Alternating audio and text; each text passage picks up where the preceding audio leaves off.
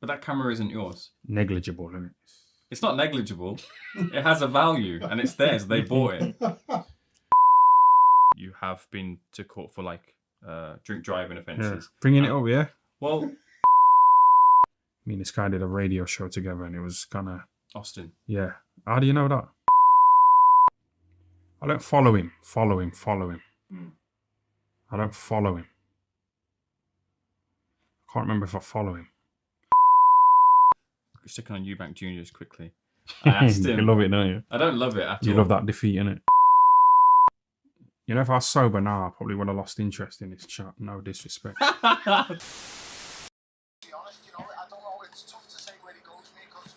Let's go. The face is kind of a little bit off here, but let's go. We've kind of switched it up now. We've got the green screen going on in the background. It's kind of a little bit off.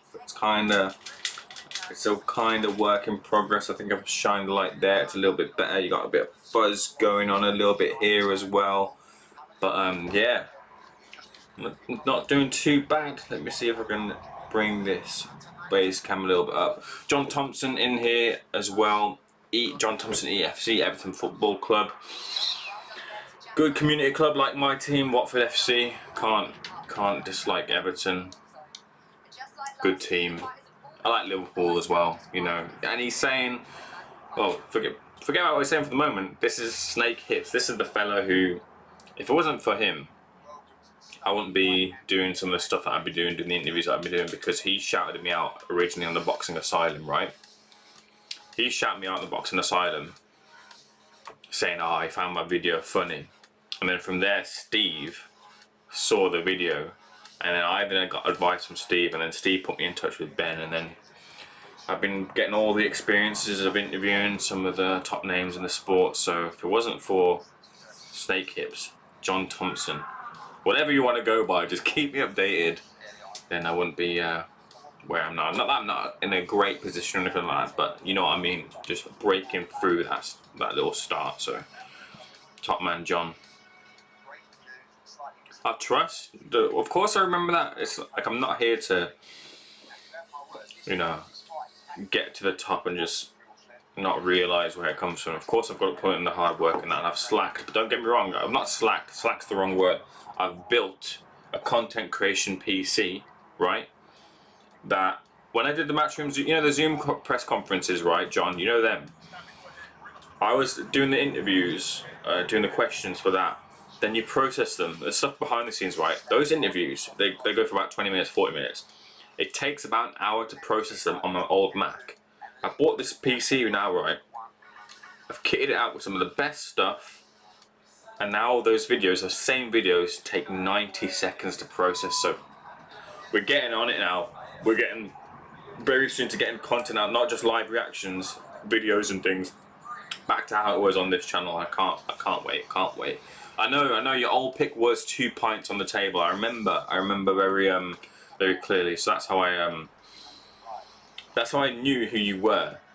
But yeah, because you've kind of switched it around quite a few times. But John Thompson, are you on Twitter?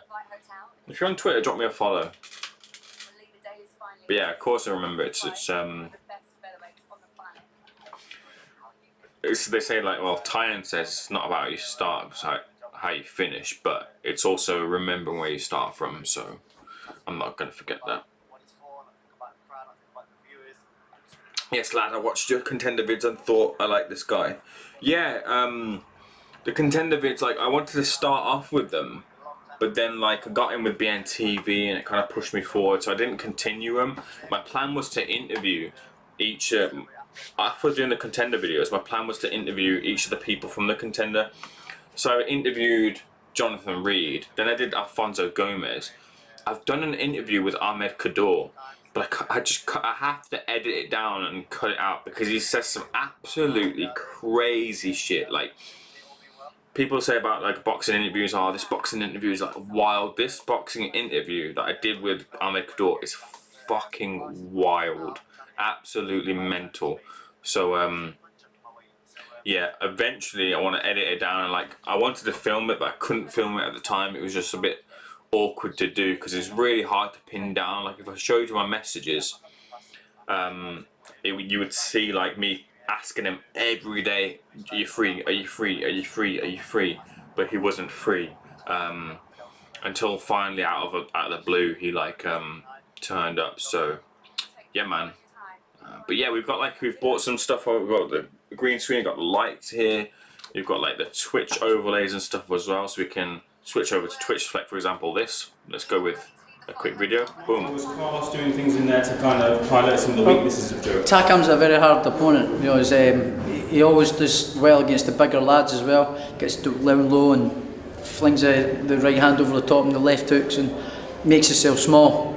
It makes it awkward for the opponents. But having said that, he started tiring in that as well. But if he had been a little bit younger and fresher, Joyce maybe could have been a bit in trouble later on in the fight. They're keeping taking shots like that at heavyweight. You can't do it. They're going to take his toll eventually. Yeah, you can't do it.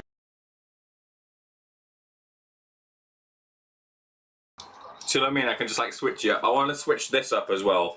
And he's saying in there, "I watch you ask questions on Zoom calls like a proud dad." Well, look, everyone gets a start, and you helped me get that start, so I greatly appreciate it. And down the line, if I can pay you back in some sort of way, I will. Get some tickets sorted or some shit if I can push through the next goal or barrier in life, not in life, but in like in the boxing YouTube sphere. So yeah, we're doing stuff for boxing UC, we're doing stuff here. I'm in work for another hour, so I appreciate you keeping me up to date, La. No problem, mate. No problem at all, mate. I've got one of my best mates, Aaron. He's a Scouse fella, and I model my Scouse accent or my Scouse what's the word I'm looking for? Scouse impression. I model my Scouse impression off of him, mate. So he kind of talks a little bit like this, mate. And then if I want to like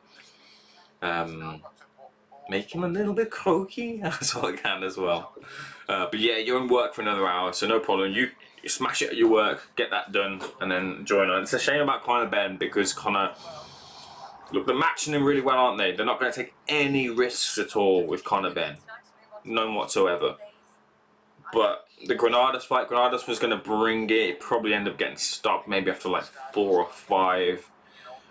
They'll do it again. It's a very weird dynamic because Conor was going to headline, so where do you put him? Do you take him off of this bill now and drop Joshua Buatsi down and put Conor Benn up top, considering Joshua Buatsi didn't do great numbers last time around, if you believe the British boxing blogs numbers, and I think they are credible. They're not like really what that really nice Derek fella on Twitter's live those numbers, are they? So what do you do there? Do you bump Joshua Buatsi down, or do you to push Conor Benn up, or do you keep Buatsi there and put Conor Benn down? I think what they've done is the right move, really, is to just stack that Warrington Lara rematch card with Conor Benn, who's gonna play second fiddle to Josh Warrington because of where it's at, what Josh Warrington brings to the table, and the fact that he's in a much bigger fight that lends a lot more at stake to Josh Warrington's career than the Ben Granados fight is. And then also Conor, in terms of managing the situation, Conor can't really then complain, can he, about being bumped down from where he was at. That's if they do the fight. You never know. Boxing's a very weird sphere, very weird place where you might be told you're getting a fight, but then you don't end up getting it. Anything can happen there. Maybe, I think Granados has said he's got COVID or had it before, so he's dealt with it. Or did he say his family got COVID and he didn't get it? One of the two. But if he hasn't got COVID, he might get it the second time round. So what happens there if that does end up happening? Question: watching Ade's boxing's rise must give you hope / inspiration, surely. So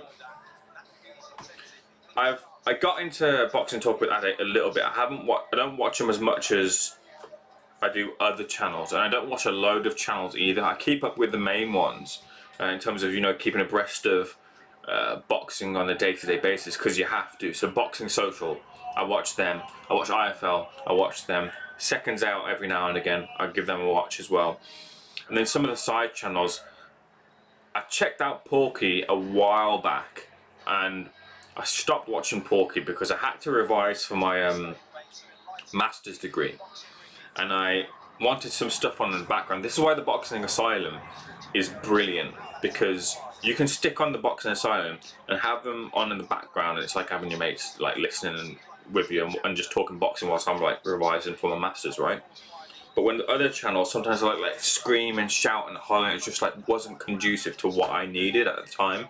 So that's why the Boxing Asylum was always stuck, because they're just like, even like I used to commute for my job from Manchester, from where I live in Birmingham to Manchester every day for a job at a law firm, just to get my foot in the door, right?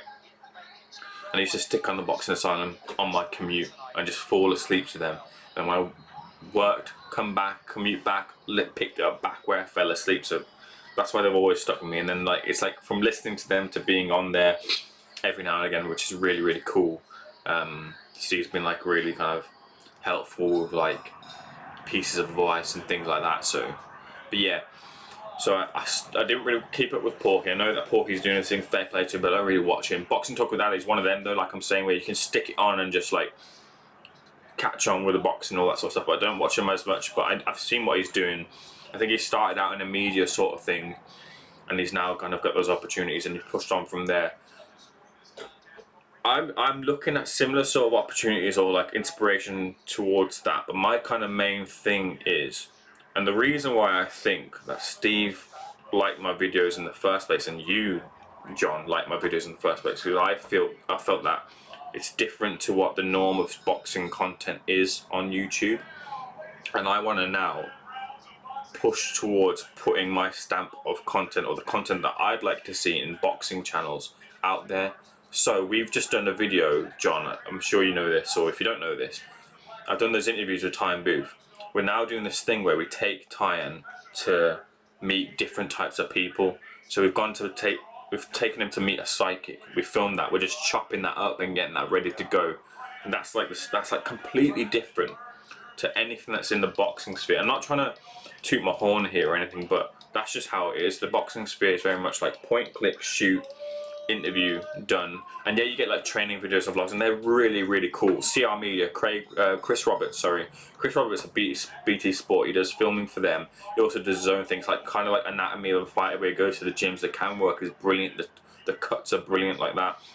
But those sort of things are kind of, they're good, but they've also been done. I wanted to bring in something that's just completely different. Some elements of humour or subtle humour, like taking a boxer to the site to see a psychic. That's absolutely mental. It's crazy, but there's sort of like humour there, and you'll find it. And Tyne's like the perfect foil for that. And it's a challenge as well, because you're putting someone in a different environment.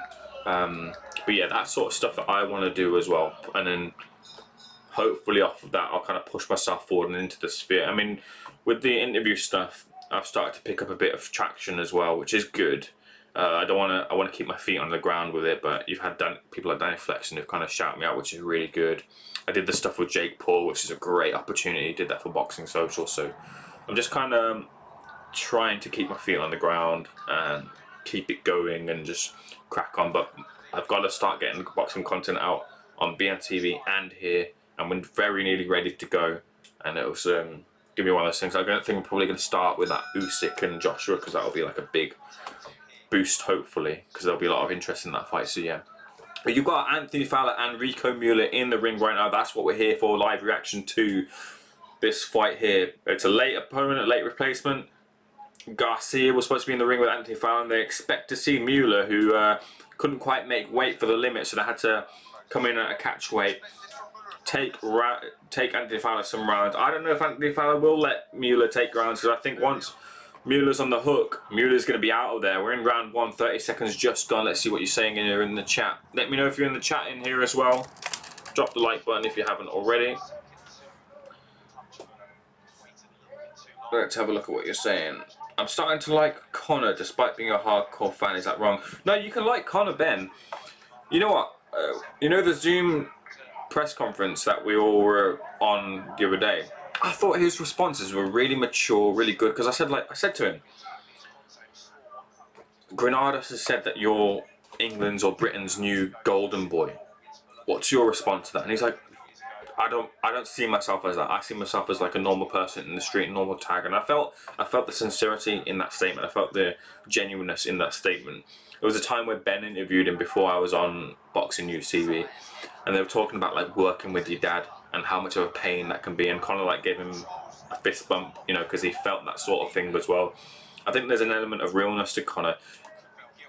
Yeah, there's a bit of flash, brash, and that kind of like crushing it kind of thing, but it's fine, man. Let that bit of personality come out, even if it's a little bit hokey. Let it come out, because there's enough normalness, there's enough averageness in personality in boxing to even just do a little bit like the crushing thingy, where it's different and it also becomes worn out quickly because it's so different. It's so kind of in your face because of the normalness, if you get what I mean.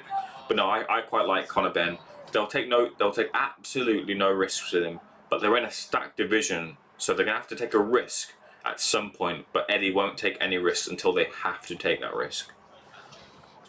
But he's an exciting fighter, man. He's a really exciting fighter. The Boxing Slam we're talking about, we need someone to kind of come out with their almost a big uppercut there for Anthony Fowler, as Rico Mueller kind of came forward without a plan there. Yeah, like the Amir Khan thing, where he's flashy on the front foot, then with the defense just not quite there. And we've seen Conor get caught by your Cedric Paynords and get floored twice by him, and just scrape through with the victory there. Those questions, now that he's improved, and he has improved, he's improved under Tony Sims, they've still got to be asked of him as he rises up through the levels. And I think we'll see those vulnerabilities, especially after the 4th round, where the speed and the flashiness just drops off because of the fatigue, as it will naturally. That kind of lends itself then to opponents getting their opportunities to push on with some offense of their own. Come on, mate, you can't mention Porky and a Masters in the same sentence. Well, I guess I did at that point. What was it you said the other day? Fucking hell, man. Goes, it was something about Nassim Mohammed, and I made a comment on it after I came on. Can't remember what he said, but yeah, anyway. This time is the best spot I listened to be fair.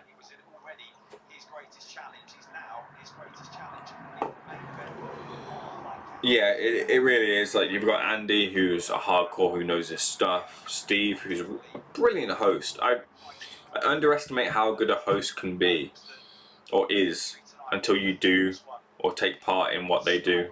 And Steve is absolutely brilliant, and just because you can bring on a conversation, just be like, oh, what's your thoughts? What's your thoughts? What's your thoughts? But Steve's so much more than just that. Steve's really, really good with what he does, and he's funny as well. Really funny, an absolute fountain of knowledge, incredible amount of knowledge that guy has. So yeah, and then you've got like Ozzy's really good with his domestic level knowledge as well.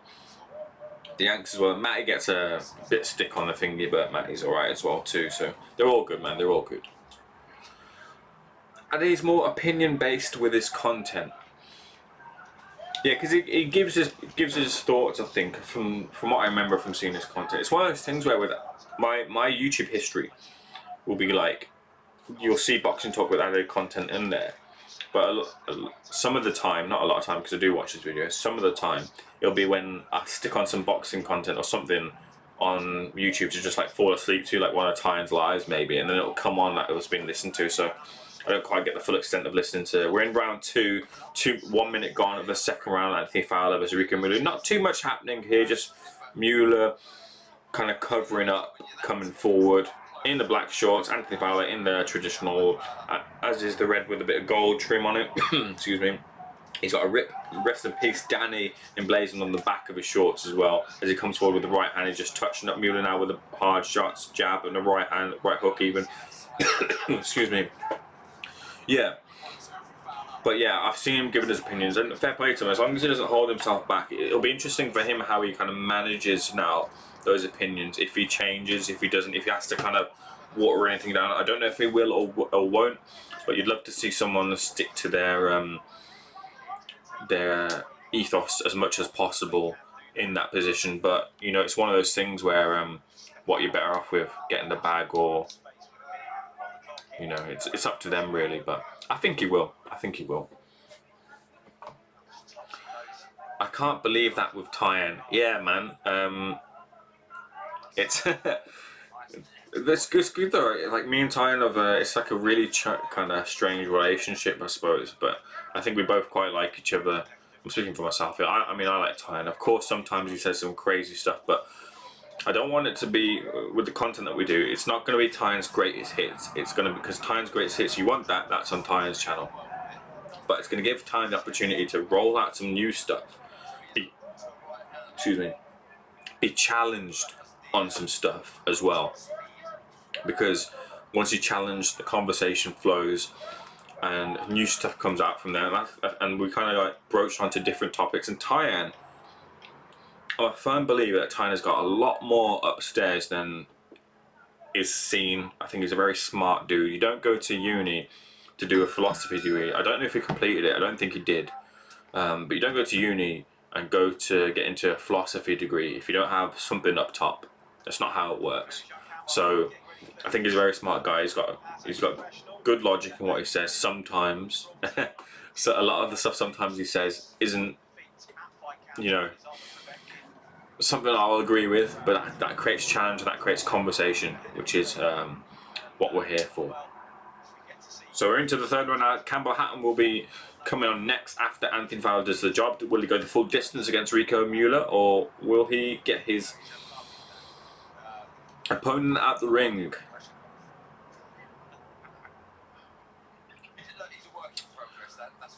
But yeah, like, you know, we're just formulating the idea of what we want to do with Tyan next for the next video, and then once we've got like a number of them filmed, we'll put them out weekly. So I really can't wait to put that sort of stuff out.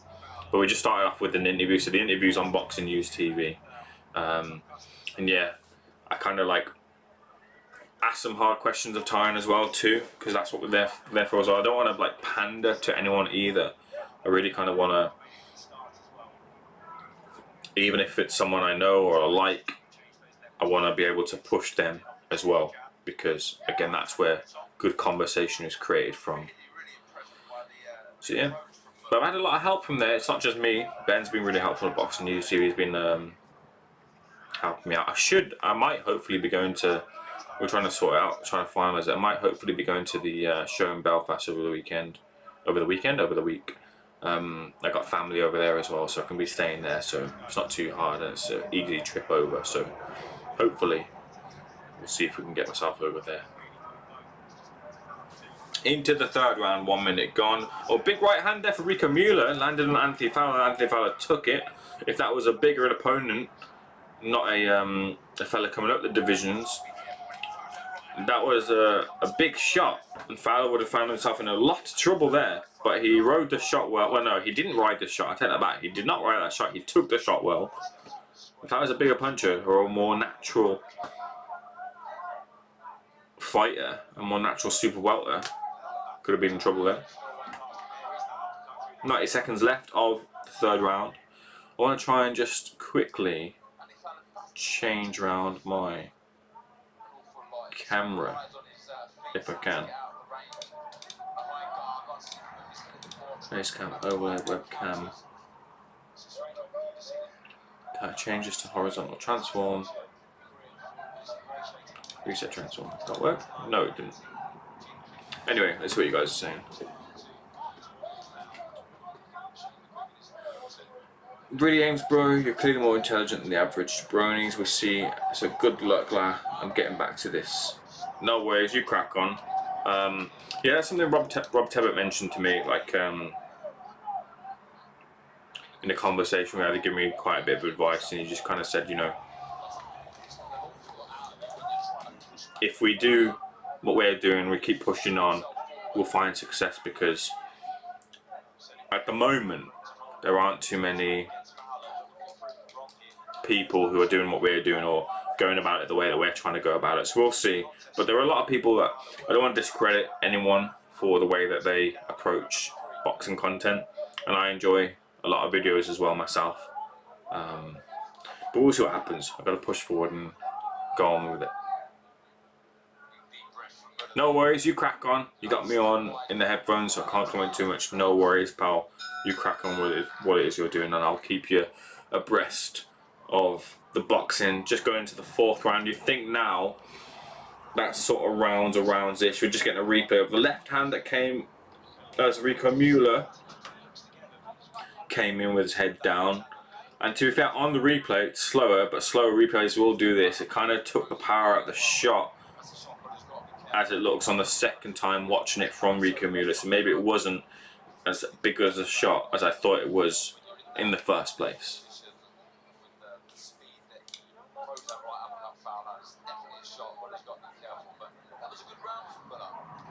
But this is, so just speaking on, this is the first fight week. I love Rob Tebbett, by the way. Rob has given me so much, like, I'll tell you who I've had advice from. Ben Faruqi at Boxing News TV, Steve Wellings, Rob Tebbett, Danny Flexen. Danny Flexen has given me advice as well. Danny Flexen like shouted me out on Twitter and stuff like that. And from that, like, I had like an hour-long nice chat, and he just gave me some advice on approaching some stuff, questioning and things like that. But Rob has given me so much time and opportunity as well. Like, and that's off of the back of Ben's relationship with Rob. If it wasn't, then, you know, I'd just be another schmuck. But to be fair, from that, like, I've taken on board some of the stuff that Rob said in terms of advice and things like that. And he's seen that, he knows that. One of the best pieces of advice Rob gave me. A double jab here from Rico Mueller, just holding that thought. I'll give you a little clickbait, and I'll just commentate in the last 20 seconds of this first minute in the 4th round here. Right hook to the body from Anthony Fowler, who's just jogging up on his feet. Not setting too much as he normally would do under Shane McGuigan. Kind of just fiddling back to the Dave Colwell kind of way where he doesn't quite set his feet. Jab here from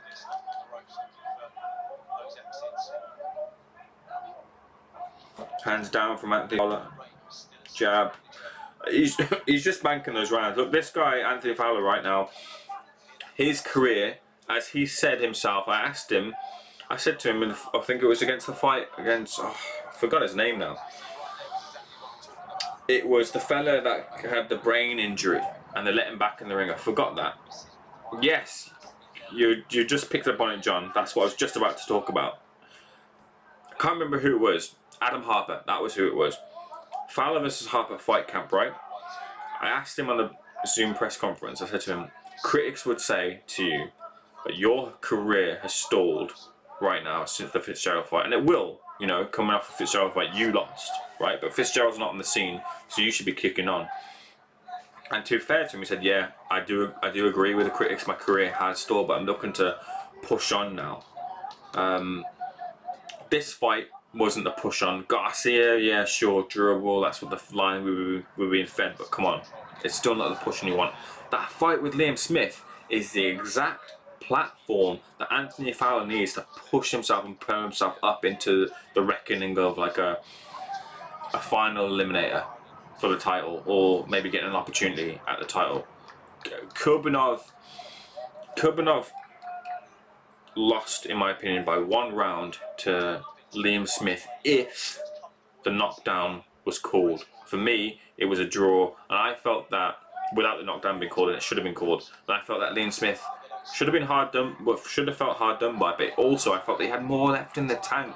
Now, looking back at that fight, do I feel that he had more left in the tank, or was it the fact that he's kind of just slipped now and he's kind of ready for the taking for those coming up or those wanting to push on? Maybe we'll find that out soon with Anthony Fowler, but that's a really, really good fight. It's hard to call because of the experience as well that Liam Smith has. He can take a shot as well. So I don't know if the power that Anthony Fowler has is going to be as much of a factor. And Liam Smith digs himself. Liam Smith has got a crack himself. And we've seen Fowler at British level fall down towards the end of the fight. Maybe partly to do with fatigue, because he kind of unloaded, didn't he, in the round before against Scott Fitzgerald, because he thought he might have seen something which wasn't there, and he got punished for it. But Liam Smith can crack, no doubt. Liam Smith has proven that he's above that sort of level. Fighting Smith seems delusional to me. Well, I'm not sure it's set in delusion because it's coming from Shane McGuigan. That's a source that you trust. they seem to be very much happy to throw Fowler in with Liam Smith. But the thing is, look, Fowler's what, 30, 31. He's got a kid in there. Kid now. Sorry, kid in there. He's got a kid now, Luca Fowler. They just had him this week, him and Fowler. They've got to push him there now. They've got to push him through without the fight. It's like, it's genuinely now and never. And this is a fighter, right, who doesn't have to fight. He said openly he doesn't really need boxing. His businesses that he's got are doing really well to the point where he doesn't actually have to fight. So probably fighting for him, the bonus in terms of fighting someone like Rico Mueller and bringing in whatever cash is being paid for it, and he's not going to take any damage from this fight. It's nothing to him. So it's just cash bonus alongside the businesses that he's got. Left hook there for Mueller lands on the glove of Anthony Fowler. So I think you've really got to push Fowler on now. You've got to push him on. You've got to put a cap on the Scott Fitzgerald stuff. You've got to move him up top. And if he's going to win a world title, like how people were kind of projecting him to as he'd had the amateur pedigree, you don't want to look at the Shirazes now. He said it himself. Like, he'd fight Shiraz, but he's kind of beyond looking at British level. And whilst you want to see him win that title, as he's been ordered to fight for it, I think you've got to look on and move on now. And look, if he doesn't beat Liam Smith, then what's he gonna do? Where's he gonna go? It's a tough road there for Anthony Fowler. Tough fight there. If he proves his worth there, then he might have a bit about him to capture something potentially. But it's not easy. It's not easy at all. You had Castano Charlo earlier. Castano proved himself to be a brilliant fighter. I called the draw on Twitter. Rob Tubman was mad on me because I told him to back the draw and he didn't do it, and I called it.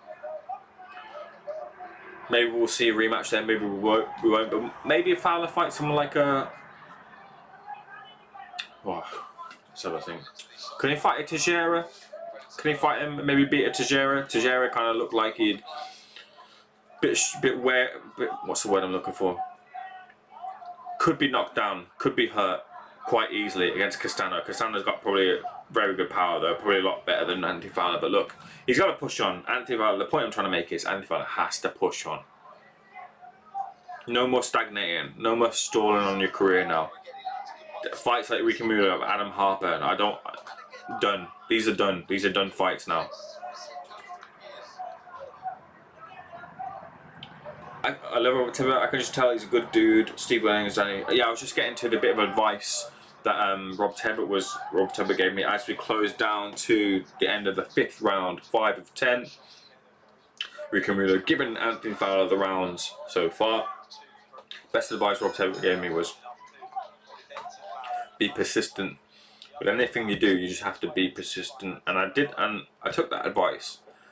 And I literally was able to apply it one of the very next circumstances or scenarios of interviews that I did. I went to Jake Paul versus KSI, no, Logan Paul versus KSI, the press conference in London, and I had to take a sip of the water, and one of the guys on the undercard, that Gibb fella that ended up fighting Jake Paul and got knocked out in the first round, he like jumped the stage, and then after the fact, like, he was available for an interview. And I saw him do an interview with someone, and I grabbed him. I said, Gib, have you got a quick minute for an interview? He goes, nah, I gotta go. Sorry, nah.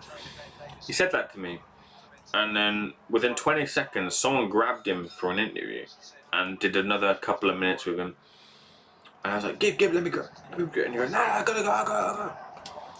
And then again, it happened. 20 seconds later, someone's grabbing him again. So I was like, fuck this. I'm gonna just go again, but I'm gonna start with a question. Boom, get in there. Be persistent, grab him. I did it. I got a couple of minutes with him, and I was able to apply Rob Tubman's advice of just like not accepting, like, oh, nah, I can't do it, but then him still doing an interview. So I pushed on, not let it be like a little pushback for me and kind of get down about that, rather than push on with it, rather not push on with it, kind of just accept that he wouldn't do it and move on. So yeah, I was able to apply that out straight away, and I've used that going forward. And I've kind of added my own little thing to it, my own extra 2 words, which is be persistent from Rob Tubman, and then be different. That's what I want to do. I want to be different in the boxing sphere, as well as taking on the advice from like Flexen gave me great advice as well. Steve Williams has given me good advice in terms of interviewing and listening to people. And if someone's just a dick, don't worry about it. Just kind of take it for what it is and move on to the next one as well, because that's just what happens. If you get someone that's not given too much, then the people who are watching the interview will recognize that as well. As long as you do your bit and not kind of get disheartened by it or kind of take offense to it, it will translate to the viewer naturally that you're doing your side of the kind of interviewee bargain.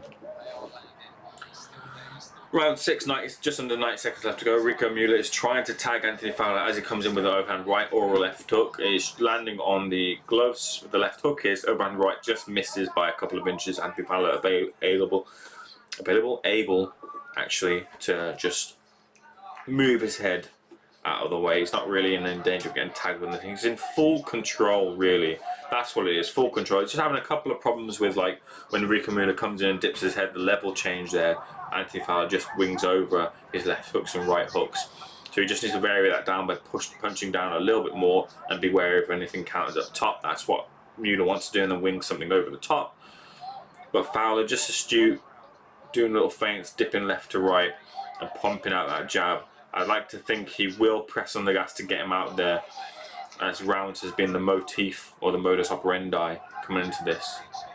But rounds are good now, he's getting them, and he's stepping on the gas now with body shots. A right hand lands from Rico Mueller. He's a much bigger man against Rico Mueller, not only in height but also in size. You can see him big kind of wingspan on Anthony Fowler. Right hand lands, there's a bruise under the right eye of Rico Mueller as well, who's covering up. Last 20 seconds, those last couple of seconds fell for that round rings. Munguia would run through Fowler, in my opinion, yeah. Although I don't really rate Munguia too much, he's one of those fighters that you stick him in with the big ones, the big guns, who'll get found out. Munguia would, you're right now, he'd beat Anthony Fowler. Liam's hung in there. I get that he's at an age where he is what he is, so he has to roll the dice. Yep, I completely agree with this. Just, you can't stall, man. It's just, this guy was projected for a lot. They used to call him the mini Carl Froch, didn't they? And they've completely abandoned that, didn't they? Because he sort of looked a little bit like Carl, and the punch power and stuff, and some of the times the way he kind of pushed in some of his shots as well, you could sort of see something Carl Froch-ish, really, but you're really kind of pulling. So they kind of gave him that moniker, didn't they, at the start? But that's kind of gone now. He's not going to have the career of Carl Froch, is he? Unless he is as a real Indian summer as he moves on. But he has to move on. For me, Fowler looks robotic and slow-footed. I don't watch amateur tournaments, but it shocks me how many medals he has. Who was the fighter? Did he fight Alan Kanuli? No, it was Janibek. No, Janibek is Alan Kanuli, for fuck's sake. It's another one he fought.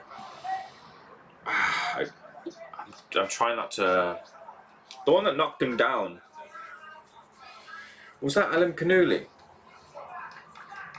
He fought one of the Uzbeks, didn't he, in the amateurs? I completely forgot. I'm gonna show my girlfriend what you said about me getting your foot in the door. I look like a hero, mate. I appreciate it. No worries, man. It's the truth. It's the truth. If you didn't, do you know what? You know what? Here we go. I'll double down on it. I had like Andy Patterson came on one of our lives that we did for Boxing News TV, and we chatted afterwards. And Andy said that it's a good thing that Steve was hosting then, because if it was me hosting like it was back in the days, I wouldn't have checked out the video. So there you go. Right place, right time. Those sort of things happen, but it wouldn't have happened if you didn't say it. So, and that has to be said as well.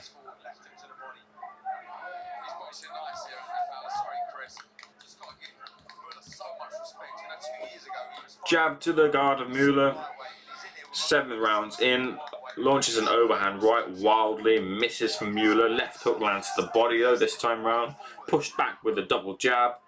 Just controlling his man behind a double jab. Then comes a jab and a right hand, and again jabs again from Anthony Fowler. This is the flat-footedness that you're mentioning here, John. Anthony Fowler very much staying within range, not much movement. But Shane, I think this is the part of the thing of like Shane wants to maximise the power of Anthony and not have him move him too much in and out, so that he can set his feet and land some big shots. Uppercut lands. There was a good punch in between a left hook from Mueller. Anthony Fowler was able to capitalise with an uppercut, and the ref might look to stop this because Mueller's just looking like he's taking a bit too much punishment here now. Well, just under 30 seconds left in the 7th round. He's not quite teeing off on him because Mueller's guard is solid enough, but he's not responded with much in this round at all.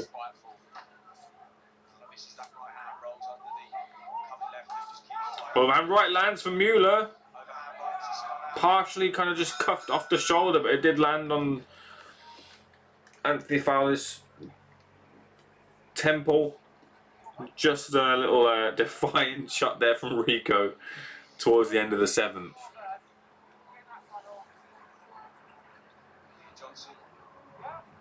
Yeah, it's going to bug me who Fowler fought in the amateurs, so I'm going to have to find out.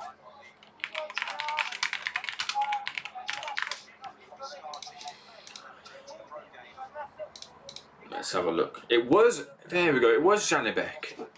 Yeah, so I was right there. So he fought Janibek. Let's have a look at the bout. I'm sure he got dropped in this fight. I'm sure of it.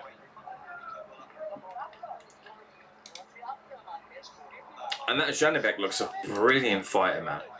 Absolutely brilliant fighter. He looks like he's going places. Looks like a world title holder in the making very, very soon. That's a fight I'd love to see Jaime Munguia Munguia and Alan Canudo, and Alan Canudo will wipe the floor with him. But yeah, look, man, come on. Look at this, look at this. Since Scott Fitzgerald, look at this.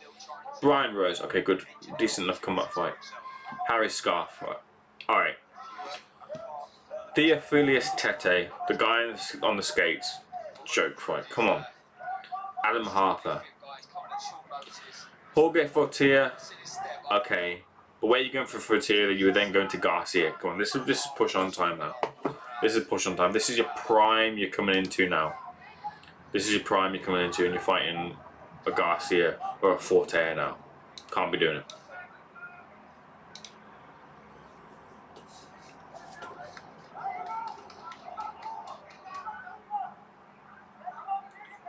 What's your thoughts on Carl Graham from becoming the ultimate troll?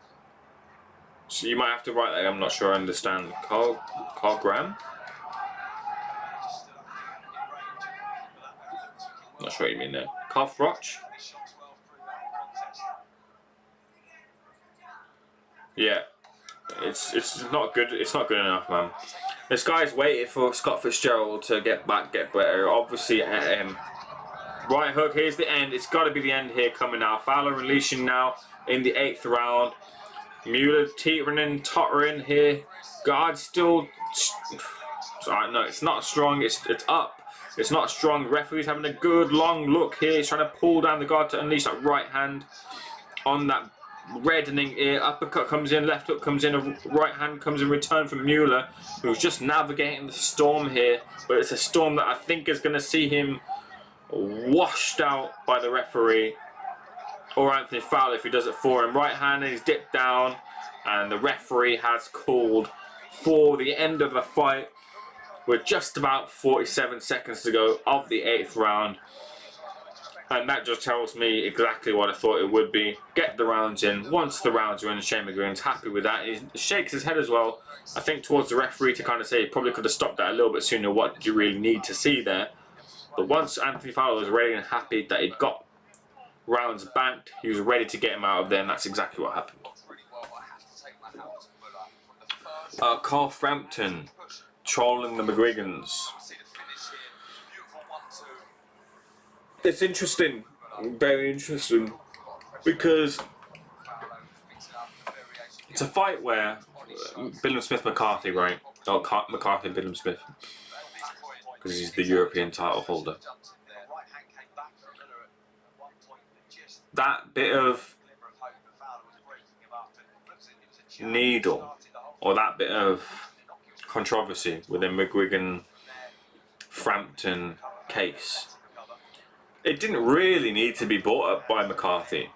I appreciate they're friends, but it's not really his sort of business, is it? In the boxing sphere, it's a fight with.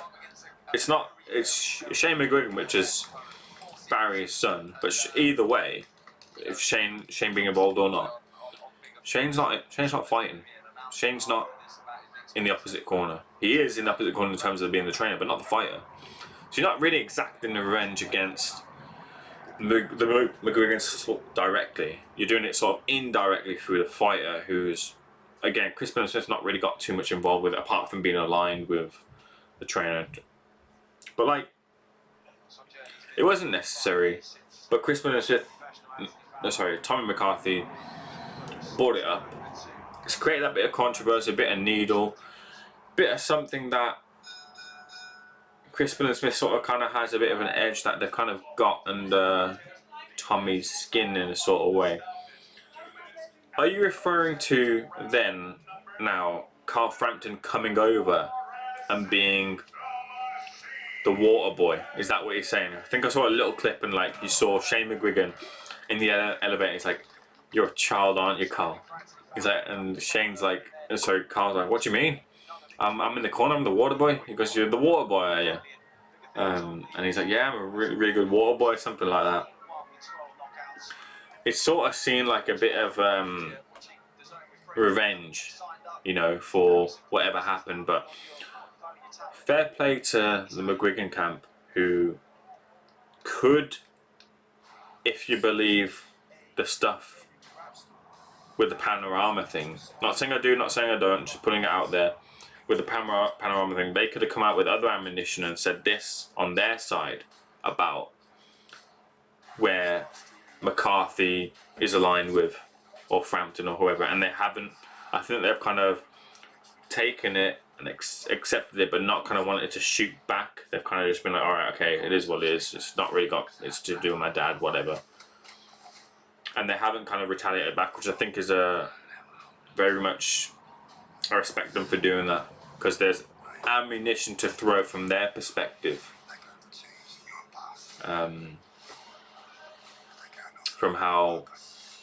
From the situation involving MTK, so I don't know. I didn't really like it, to be honest with you, when I saw it.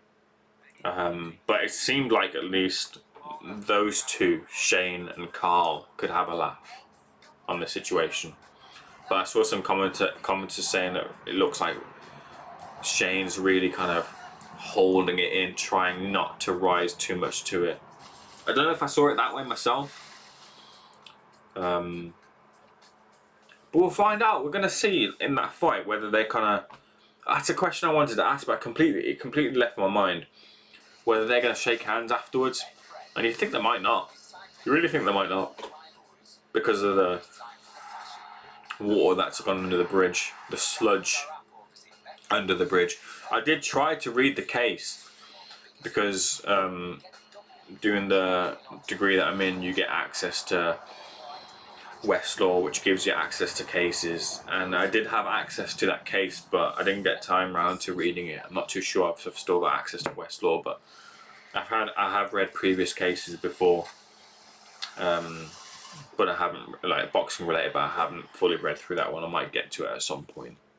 Well, here we are back at fight camp with the winner of that last fight. You saw it that. Well, yeah, this is what I'm saying. It's travelled to be a water boy, a two-weight world champion. Yeah, it's just, you know, it's just a dig, isn't it? But digs from the McGuigan perspective could have been thrown back, and then it could have been a real murky situation. A real murky situation. And I think they've kind of held on to their convictions and just been like, alright, business. This is business. We've got the fight. This is business now. And I really do respect them for that. I really do. I'm going to quickly pop to the toilet. Just to grab some water. Whilst I do that, I'm going to play through the short amount of time I got with Ben Davison and Josh Taylor just to talk through their reaction to Joe Joyce versus Carlos Takam, Leigh Wood's opportunity, and then AJ versus Usyk, what their thoughts on the fight will be. So let's check this out.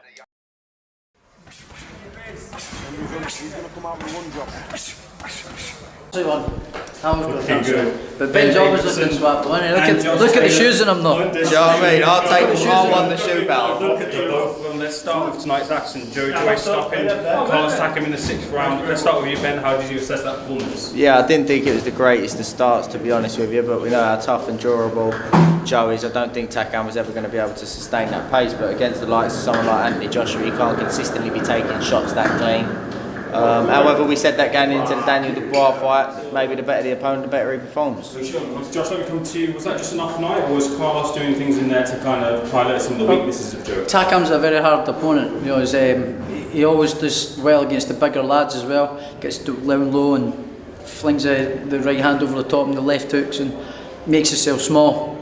It makes it awkward for the opponents. But having said that, he started tiring in that as well. But if he had been a little bit younger and fresher, Joyce maybe could have been a bit in trouble later on in the fight. They're keeping taking shots like that at heavyweight.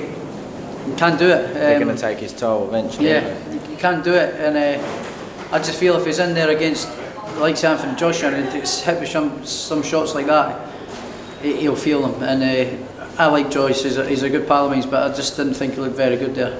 Going to the next question, I'll start with you just there, because you picked up the undisputed titles recently. So if Joe Joyce wants to get to that trajectory that you've been on, he'll have to come through someone like Tyson Fury and Joshua, maybe Alexander Usyk. Is that put doubt on his performance, and you might could get there? No, there's no doubts. You know, he can perform a hell of a lot better than that, and I've seen him performing better than that, a lot better than that. I don't know what it was tonight. Just maybe an off night, a bad night at the office. But he got the win, and that's the most important thing. And back to the drawing board now. He'll watch that fight back, like he says he does, and he'll go back and he'll work on things and improving. A bit of head movement, I think, is the biggest thing to start working on as well. A bit of head movement and evading punches. Let's move to one of your boys in the camp, Leigh Wood. He's getting himself a title shot very, very soon against Kanju. Must have been really over the moon to get that opportunity first of all. How's he feeling? Yeah, it was a good job that he was already in the gym. He's got a random phone call saying that he's been put forward for the fight. Obviously, he agreed to the terms. He's over the moon. Great opportunity at a great stage with great momentum behind him. So, God willing, he gets the job done. Well, titles, Josh, you've won all of them. What advice can you give? Just enjoy it, mate. He's done all the prep now. He's not going to get any fitter, better, stronger. So, just enjoy it. Take the pressure off himself and just enjoy the moment and treat it like another day in the gym. And he'll if he does what I can see he does in the gym, he's got no problems. He punches like a mule. So he's a very good boxer as well. So just don't put the pressure on yourself. Enjoy it. Final one from me. We'll start with heavyweight action. We'll finish with heavyweight action. Anthony Joshua versus Alexander Usyk has been announced. Ben, your initial thoughts on how you see that fight going? I think if Joshua tries to play a chess match with him and boxing and tries to outthink him, he's asking for trouble. But if he's physical, sets a high pace, and basically gets stuck in, I think he'll get Usyk out of there. Yourself, Josh? Yeah, about the same sort of prediction. Again, if Joshua uses his size and his strength, he'll struggle. Usyk will.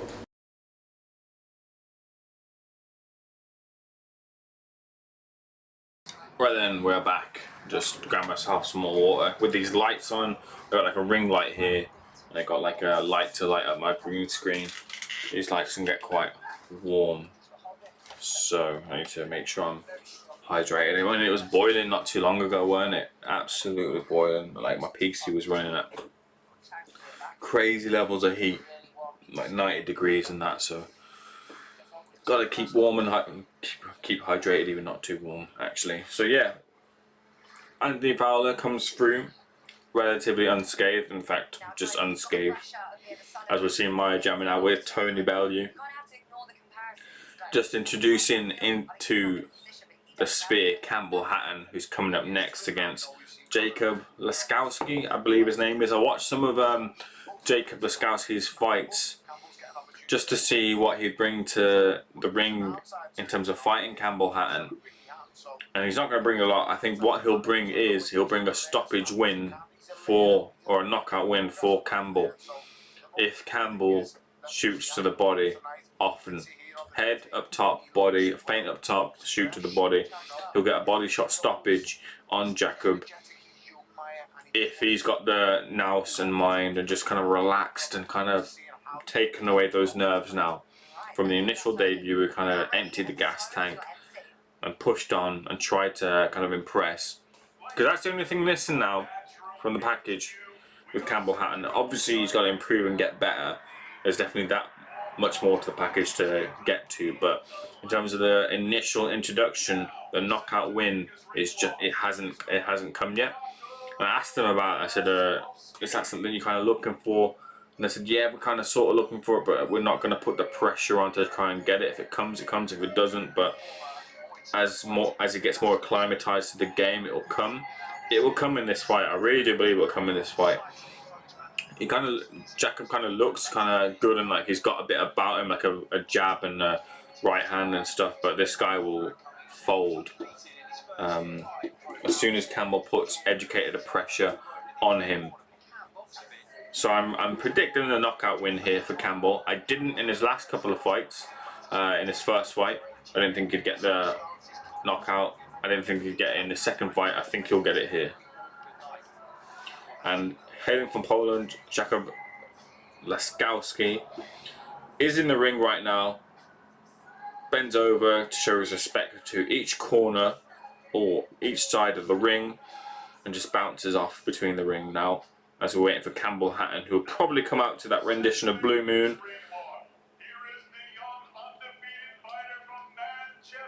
So the thing is, whilst we're waiting for Campbell Hatton, this is the DAZN Eddie Hearn matchroom presentation. It's not too much different from the Sky Sports Eddie Hearn matchroom fight presentation. It's really not. A couple of different camera angles here which are nice, which I'm seeing now as Campbell Hatton's kind of rolling his shoulders and getting ready to make his ring walk. They're right behind him. That's not a camera angle I saw before, with the cameras moving around to shifting to his right, and I like that sort of stuff. People kind of say like, oh, what about the production stuff? I was like, oh, I'm not really bothered about the production. I am. I'm one of those people who I grew up watching wrestling, and their production, their promos, everything they do is another level, absolutely another level. And when you see boxing promotions and things like that, the way they put stuff together, when you compare it to that, it's really second rate. So this is Eddie Hearn's DAZN design DNA, right? And it's not all that much different to what we usually see, which is a bit of a shame in the initial stages of fight camp. I wanted to see a bit more. One of the things if I was ever in a meeting, one of the things I would love to suggest is have a live band there. Have a live band that can play songs like we used to at uni. Used to do karaoke, but it was a live band who could play so many songs. Have a live band who play the entrance music for each fighter for whatever song they wanted. Seven Nation Army, every fucker picks that one. You can play Seven Nation Army really easily, or any other rock tune. If it's a rap tune, it's a little bit different. It might be a little bit harder. But have a live band and tell every fighter that they've got to have the entrance music for this time round is a live band. One of the songs, so pick a song from here and they'll play it for you on the way to the ring.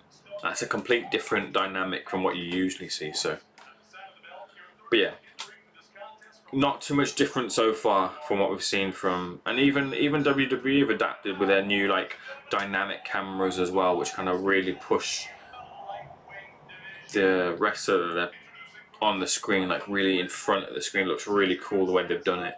But this right now is just it's still kind of the same sort of thing.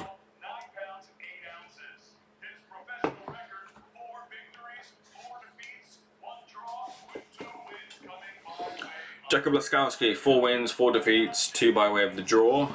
If my recollection from what David Diamante just said is correct, which I believe it is.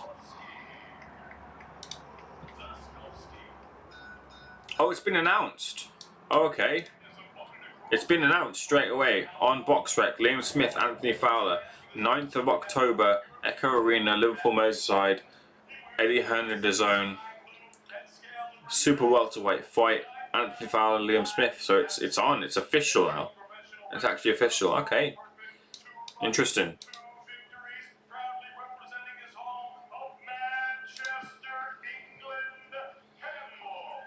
As Campbell Hatton, who's got a shaved head, he's just getting his introductions. Elsewhere on the card, Sandy Ryan made a successful debut over Kirsty Bavington. Avni Yildirim lost over 10 rounds to Jack Cullen. It looked a close fight. I thought they might go the draw, but Avni Yildirim's got now one last recovery fight with Eddie Hearn. So who's Eddie going to put him with now? Super middle. No idea. But yeah, it was scorecards were unanimous. Like, one had it like all rounds to Jack Cullen. Here comes Jacob on the front foot, jabbing and jabbing in front of Campbell Hatton. Campbell, the smaller fighter, looks majorly small against Jacob. Jacob wings over a left hook, completely misses. Double jab there from Campbell Hatton, just touching his way through. Left hook to the body from Campbell Hatton.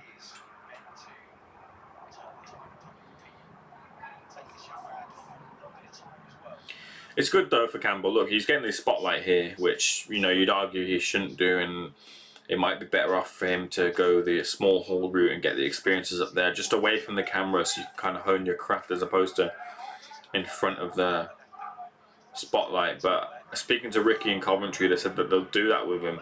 They'll give him both the spotlight and the small hall stuff. So I think they know what they're doing with Campbell Hatton. And I think what will happen is he'll tread the same path as Conor Benn, that same archetype of risk, reward, and challenge. They're going to do the same thing with him, and that'll be the template for any second generation or next generation child of a boxer that they'll do if they get their hands on them, because of the name value, the potential in money that they can make from them.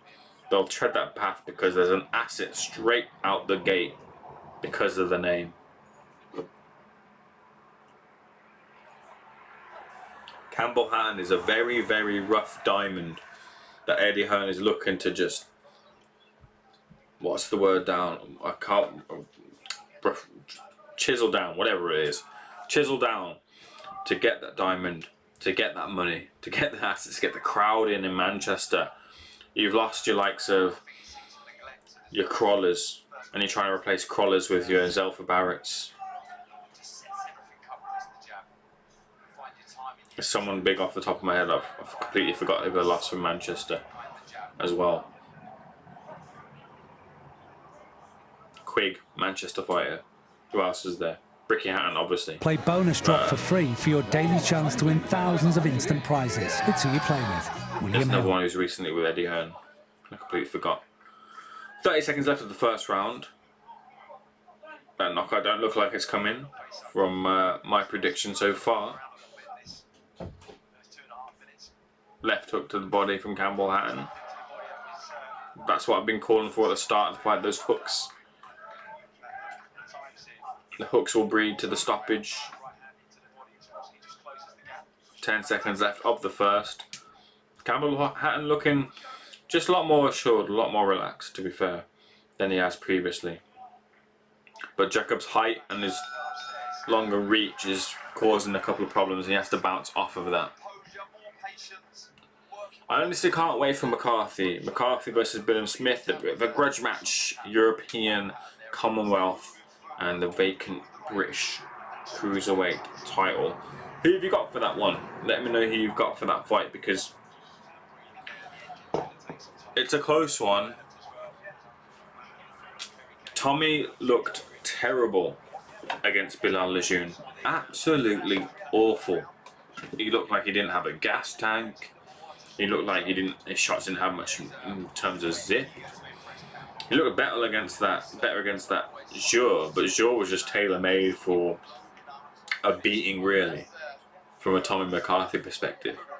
And then you have Chris Billam Smith, who, sure, he knocked down Dusar twice, but he looked open as hell in taking big shots himself from Dusar, and looked like he was buzzed a couple of times against Dusar as well. Thorley, again, not really a great opponent. The Craig Glover fight was a decent fight. What was that, like 2019? Was it mid to tail end of 2019? Where I remember that fight specifically, I thought the uppercut was the big key in that fight for Chris Billam Smith and the defense of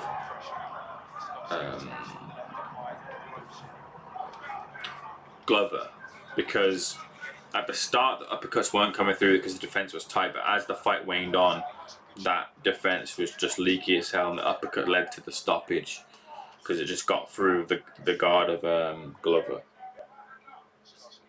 McCarthy's going to be on his toes, moving around, popping in with a jab and a right hand, keeping it simple, dropping it down to the body and getting out of range. How long can he keep that up for? Because that pressure, the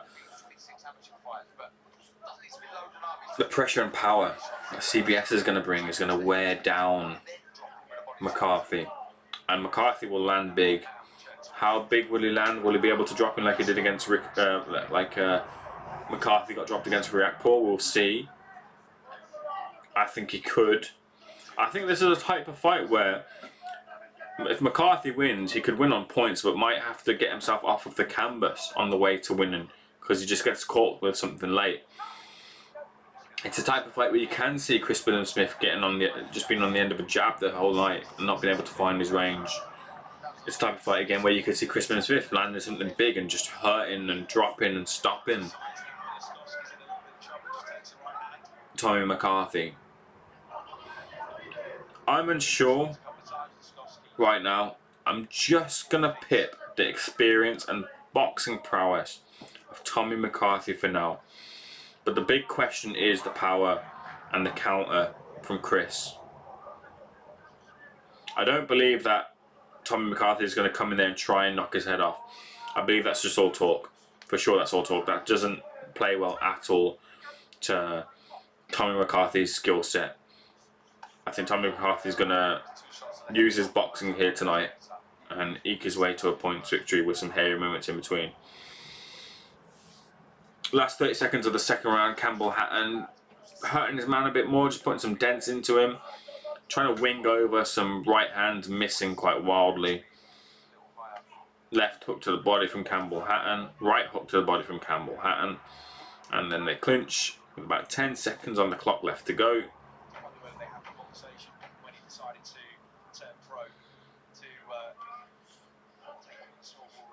Campbell Hatton missing with the hooks. And the bell for the second round rings. But yeah, it'll be a good fight, man. Tommy McCarthy.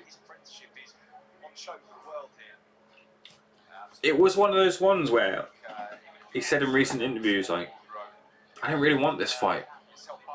Like, Chris Billam Smith wasn't really on my radar. I'm above that kind of level. I'm looking at, like, trying to break in on the world team. Excuse me. Trying to break in on the world team.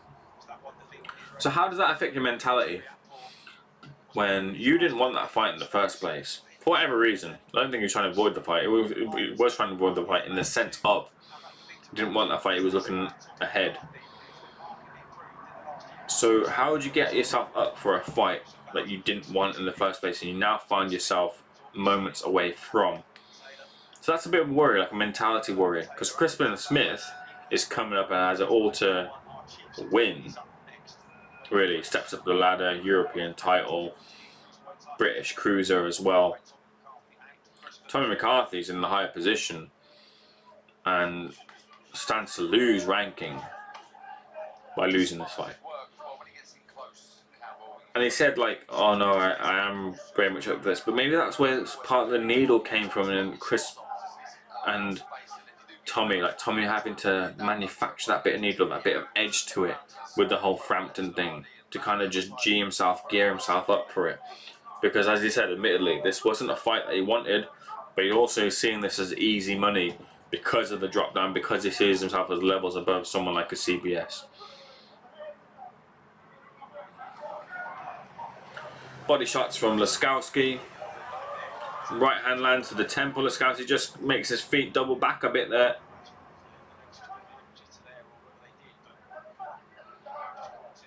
Left hook on the chin for Campbell Hatton.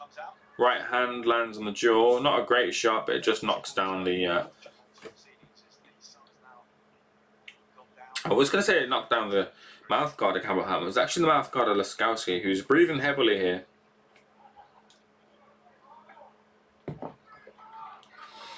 Just over 90 seconds left of the third. Can Campbell Hatton make a dent into Laskowski and drop him or stop him? We'll find out. Right hand just misses from Campbell, who's ducking low, trying to shift to his left and right, slip a few shots and land up with something big. Doesn't find the range at the moment.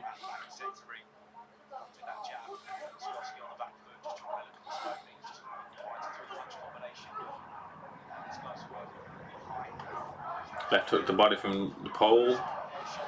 Left hook, right hook to the body from the Englishman. Polishman, I should say, even.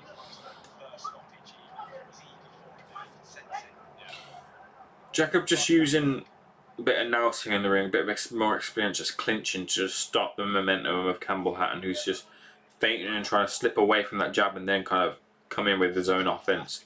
Wings in an overhand right, a bit amateurishly from Campbell. Double jab on the guard of Campbell's gloves from Laskowski.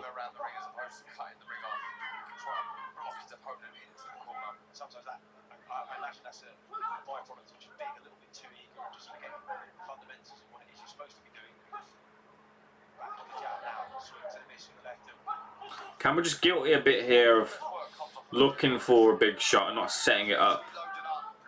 And loading up, as Darren Barker's just mentioning here.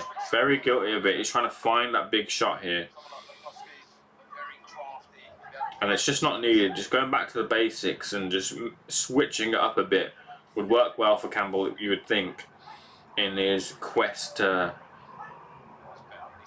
hurt his man here. He's also guilty a bit of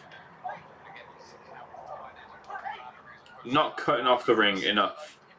Just getting trapped into emotions of following him around the ring. It's almost sparring partner around. Ricky looks in bits in the ring side there as he just brushes his eyebrow. Nervous as hell watching his son. But he's just got to be, he looks fine, he's in no danger at all, but he's just pushing on as we go into the final round here.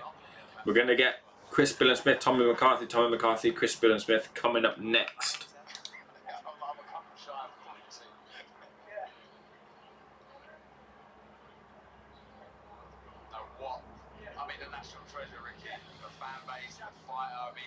Some reaction to Smith versus Fowler being announced. Andy Patterson saying, hope Smith knocks out Fowler.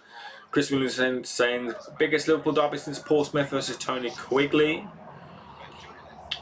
Elliot Foster saying, Scouse supremacy on the line at the M&S Bank Arena in Liverpool on October 9th.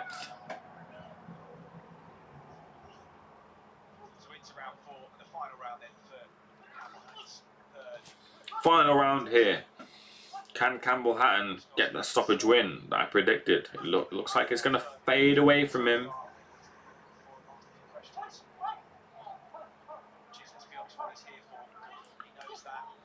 He's just not been able to put it together. Something like a consistent landed combination. The wings and overhand right misses.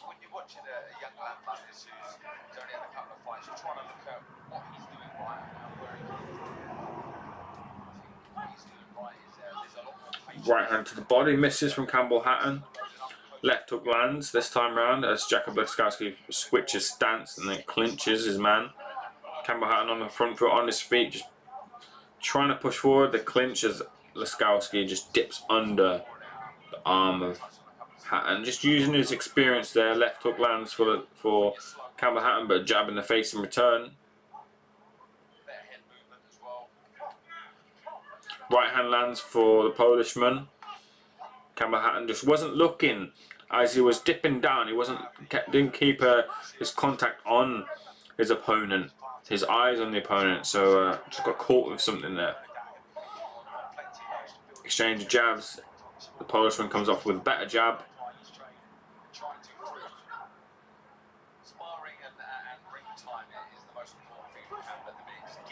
Jab lands there flush for Campbell Hatton, and again, and again.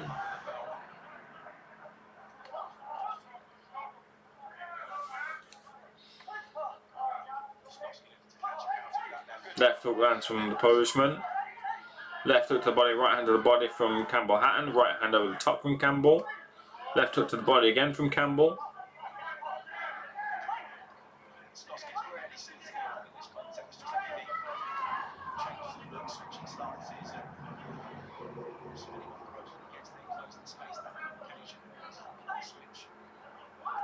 Left hook there from Campbell. About 40 seconds left to navigate through for Campbell Hatton. Looks like he's going to get another one under his belt. Bit more experience. Not the knockout stoppage that I thought he would get. Knockout or stoppage even. But still better experience for Campbell, who faced a taller opponent.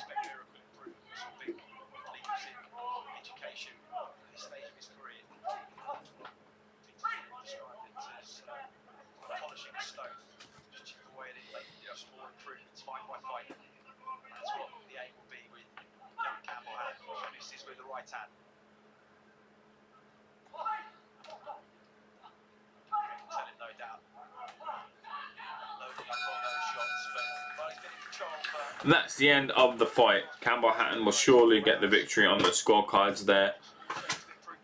I don't want to say I was disappointed, because I wasn't disappointed, but I thought the opportunity for the stoppage was there. Kind of just shows there's still a lot more developing to do at this level with Campbell Hatton, but that's fine. There's no need to rush with someone so young.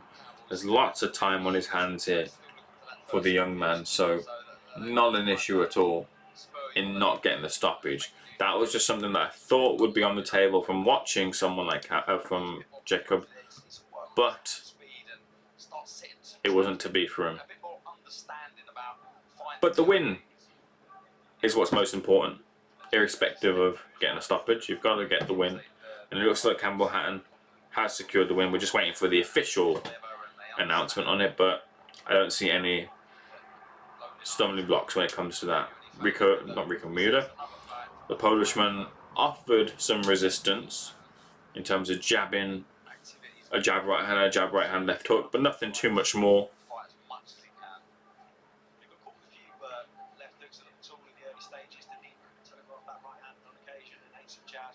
But he had been stopped a couple of times. Looking at his record here, he was stopped by, in his last fight, Damian Timosh, Volkan Gopchek, in his last couple of fights. So, not that I'm the highest hardcore of hardcore and I know who these fighters are, but these were also, this was a 4-1-1 at the time, and a 4-0 at the time. So, similar sort of level you'd think as Campbell Hatton. Campbell Hatton officially announced as the victor on the scorecards, so he moves on, he moves forward with the win, with the victory.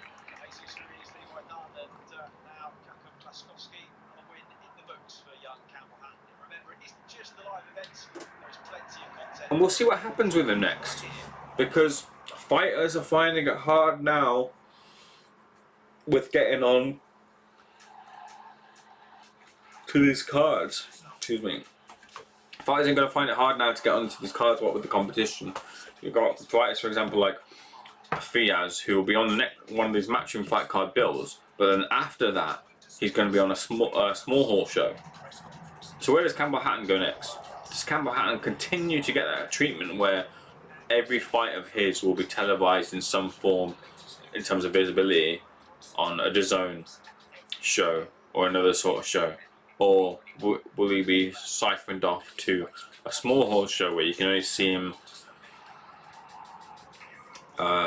if you're in attendance in the crowd, or if that small hall show is being televised to YouTube or to another platform like Fight TV or something?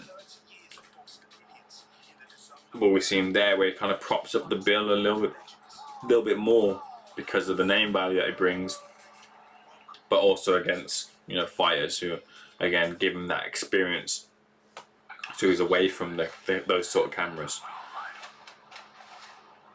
Brompt is asking how many more fights until Can fights. One more fight. One more fight which we're going to stick around for, which is Crispin and Smith versus Tommy McCarthy. Tommy McCarthy versus Crispin and Smith, a really good fight. You're asking about Zhu Kan. I spoke to Zhu Kan, called Kanju, earlier in the week, and this is what he told me about who he's dedicating the potential win to on the night. Since this fight, he's gonna make history in China. But for himself, it's kind of a natural outcome from this fight. As a Chinese, while making history, he still cares more about his own country. There are some natural disasters happening in China. He wants to devote this victory to the people in China, to the people in his hometown, Jiangxi.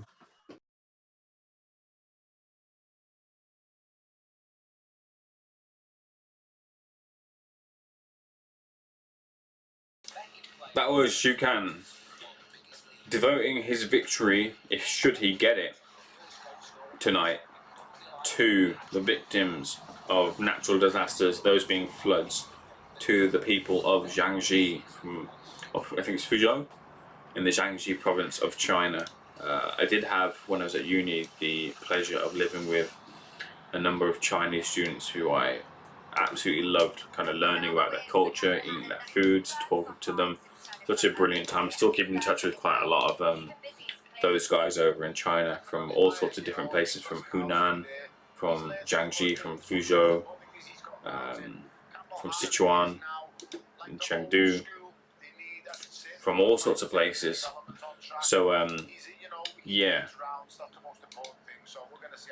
it's an interesting fight because Leigh Wood, since he's moved to Ben Davison, a lot of people don't rate Ben Davison.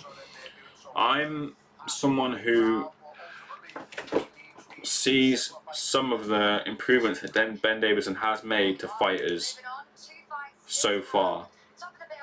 For example, if you take a look at Shabazz Massoud, who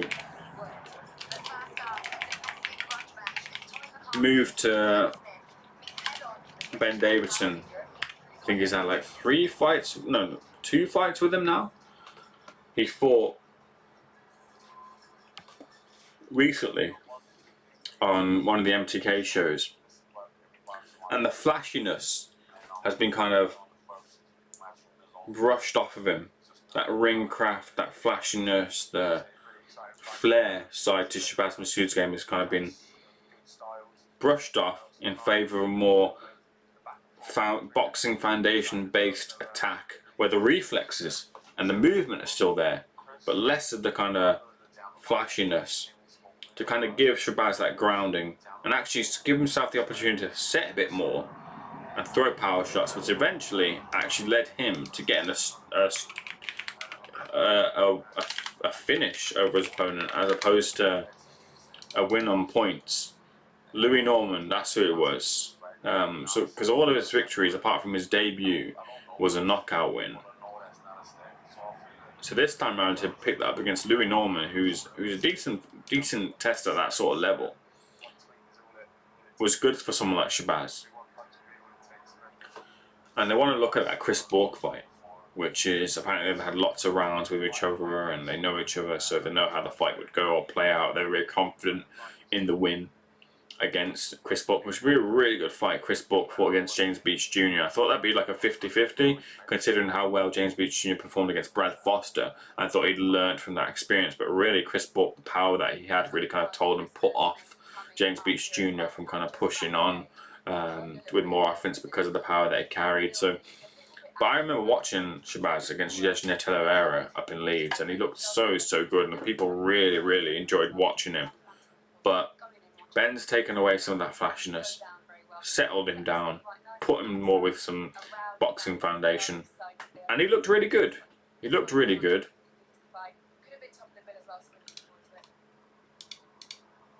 So, can he do that with Leigh Wood? Leigh Wood looked like a fighter who, under Dave Colwell, was kind of coming in and out, using his range, trying to be fast, and boxing off of the back foot type of thing and countering. Ben Davison has kind of switched that up and said, no, you should be, with the power that you have, you should be looking for the knockout. He got it last time against Reece Mold. He took a few shots. He had to take a few shots. But he got it last time. Can he punch with Zhukan? And if he can, almost like the Lara fight with Josh Warrington, Zhukan end up on the end of something that could be really telling. And we could see the shock.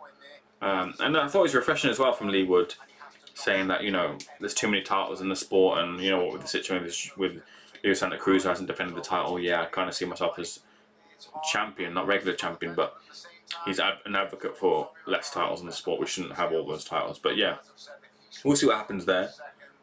Who's fighting now? Brompt says. Brompt, if you haven't already, make sure you hit the like and subscribe button. Much more boxing content coming your way. Who's fighting now? It's the Chief Support, Billam Smith versus Tommy McCarthy for the European Cruiserweight, Commonwealth and British Cruiserweight titles. So European Cruiserweight, British Cruiserweight, Commonwealth Cruiserweight titles on the line here. Billam Smith versus Tommy McCarthy. A real good fight in the offing. Hard to kind of predict, hard to tell who's going to win that fight. I'm just edging towards Tommy McCarthy, but we'll find out. Let me know what you think. Who do you see winning this fight? Let me know.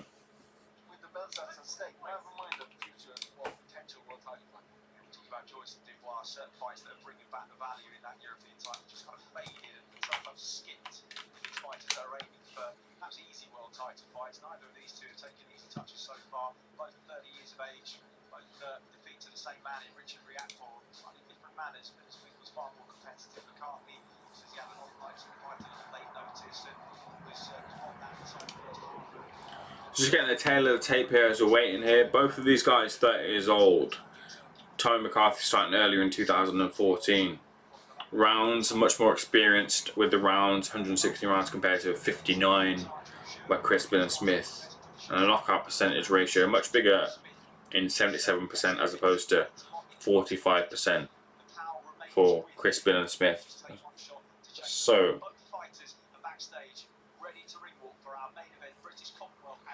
we're about to get the ring walks right now for Billam Smith and Tommy McCarthy. A real tough to call fight with a bit of needle there.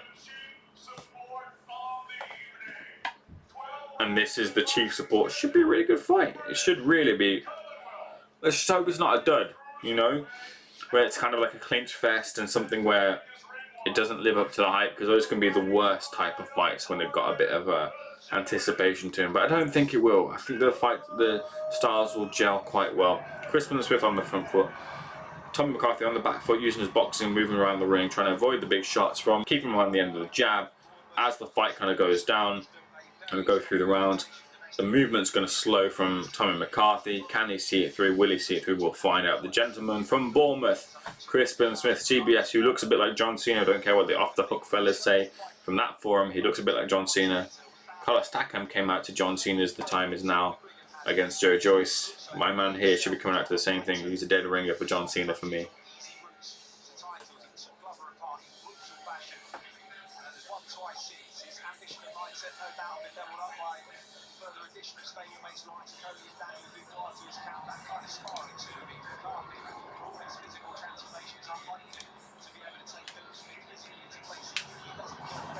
Whilst we're waiting for that, let's just have a look at what Conor Benn said in the week. Conor Benn found himself on the headline of the card, but then out because he got COVID, but he was raring for that fight. Here's what he said in the week. Am I talented at what I do? I am, but that doesn't mean that I'm all that in a bag of chips. You know, I won't ever get carried away like that. I just don't think it's in my makeup. So no, it is what it is. I think it's just the way I am. I think it's the way my parents instilled in me. You think my dad's two-time world champion. He used to take me Salvation Army to get my clothes. I didn't know about designer. He kept my feet firmly on the ground, as well as giving me a luxury life, which I think is hard to do. So credit to my parents, but they've never raised me that way. My dad used to work in charity shops. So I think it's just me observing from young has made me the way I am.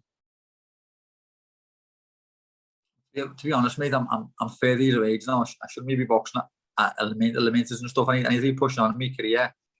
I would fight him, obviously. I'm not going to turn a fight down with no one, but I think the plan's to move past British level and push on towards that. I am ranked 10th in the world now, so it's time to move forward now and stop stalling my career, I think.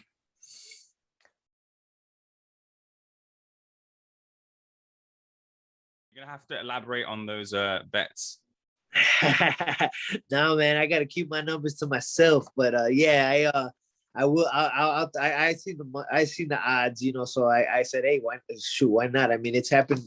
I have bet on myself in the past, and I have come out on top, you know. And it's you know, it's motivation, you know, because they're literally writing me off. I mean, some of these people are saying, you know, like not past 3 rounds, not past 2 rounds, like they think it's gonna be another Samuel Vargas. I'm like, all right, well, I mean, it's to each their own. Everyone's allowed their own opinion, but you know, it's just they're adding more fuel to my flame, and I'm looking forward to proving those haters wrong on Saturday.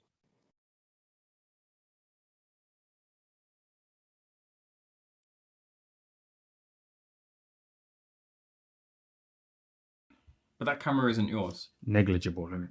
It's not negligible. It has a value, and it's theirs. They bought it. You have been to court for like drink driving offences. Yeah. Bringing it up, yeah? Well, me and this guy did a radio show together, and it was kind of... Austin. Yeah. How do you know that? I don't follow him. I don't follow him. I can't remember if I follow him. Sticking on Eubank Juniors quickly. I asked him. You love it, don't you? I don't love it at all. You love that defeat, innit? You know, if I was sober now, I probably would have lost interest in this chat. No disrespect.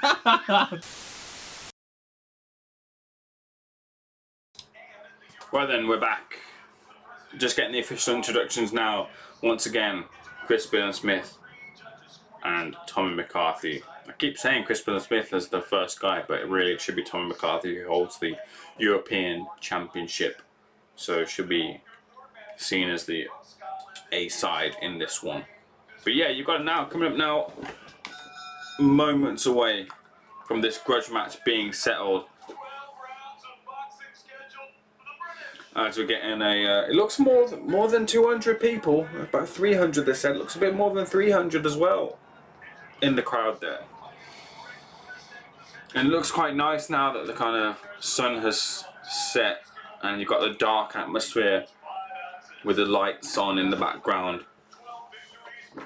as being the backdrop to this fight. Chris looking sure, just sort of circling around in the ring now in the black trim, black boots, black gloves. Tommy McCarthy with the green, black shorts, green trim.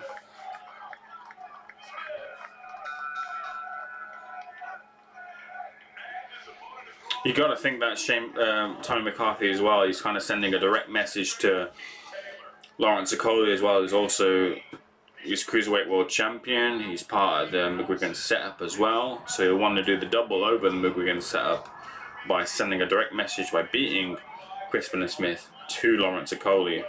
I believe he's in the crowd, isn't he, Lawrence? He's there. He should be there tonight. I'm sure I've seen pictures of him in the bubble. So he'll have his eye on this fight. I think Okoli's... Yeah, I'm seeing Okoli right now. I see Okoli in the crowd right now. I think Okoli's a bit higher up than Tommy McCarthy. Tommy McCarthy would probably end up on the losing end to that fight against Lawrence Okoli. He's just got too much about him. I think he boxes well. He's got that big power as well. His timing is really good too. But Tommy McCarthy and Chris Billam Smith, and the bell for the first round rings.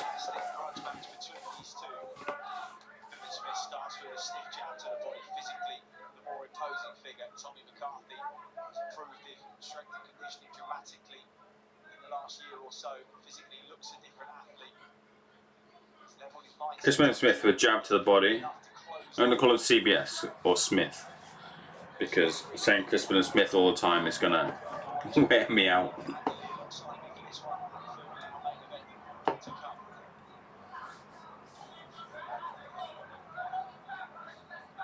Not much movement just yet from Tommy McCarthy, who lands the first big jab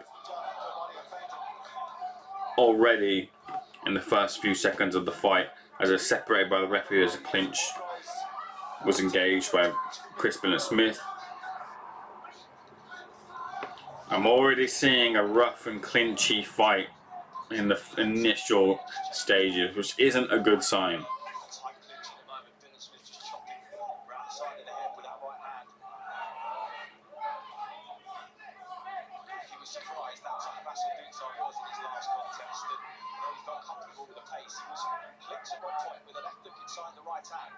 Just stiffened his legs up. Finished out the second or third round, and he run out the passage well. Signs of vulnerability for both fighters. We know Tommy McCarthy. Left hook lands there for Crispin, for Smith. I'm not going to say Crispin Smith, I'm going to say CBS or Smith. But left hook landed there, taken well from Tommy McCarthy. On the back foot, pouring his jab out. Smith with the jab, lunges in with a left hook. Tommy McCarthy sees that coming, just dips low. Jab in the right hand there lands for Tommy McCarthy. Jab to the straight to the head from Chris, and then a clinch. In the clinch, CBS is getting right hooks in, and the right hand over the top just lands. And again in this clinch, right hook from CBS as well.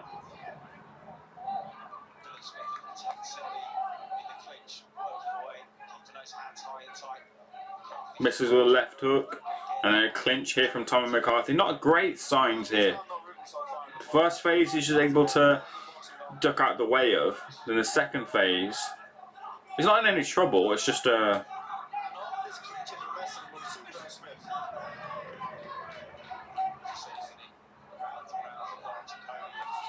big right hand lands for Tommy McCarthy. And CBS is on funny street here. His legs did a funny dance, but Chris Smith is just retaliating back in the clinch with the right hooks, but just watching his legs here, they look fine there, but they did a funny dance there. And as he's lunging in, Chris Smith, Tommy McCarthy's finding the shot. He tried it again with the right hand there, just didn't quite land, but the first big shot landed there for Tommy McCarthy. Peach of a shot. I'm looking forward to seeing the replay here, because it was almost like he was sort of like marching on the spot, but like with his feet kind of up, his knees coming up towards his belly button sort of thing. Oh no, I've just seen that wrong. Excuse me for that. It wasn't as bad as it seemed. It still was a massive shot. Big overhand right. It's a bit of a stumble. That's what it is. Just a bit of a stumble. High in the temple from Crispin Smith. And it's just a bit of a stumble. I take that back. Just looked a bit worse than it did. Still a big shot though.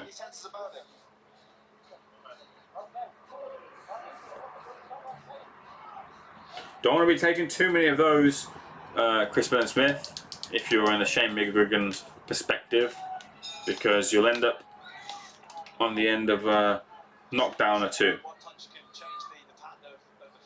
A clinch again from Tommy McCarthy.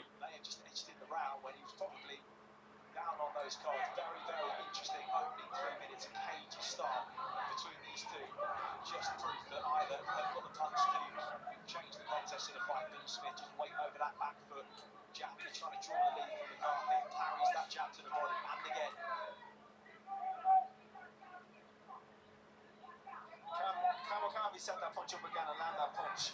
It is one that Bill Smith would be susceptible to. If you see Bill Smith fights very similar to Anthony Fowler, and that's the Republican style and how they train. Wide stance, once we flat footed. Nothing happening in the start of this second round. Tommy's just baiting that jab and then trying to counter with something. Who's winning so far? Tommy McCarthy. We're only one round through. We're in the second round right now. A minute gone.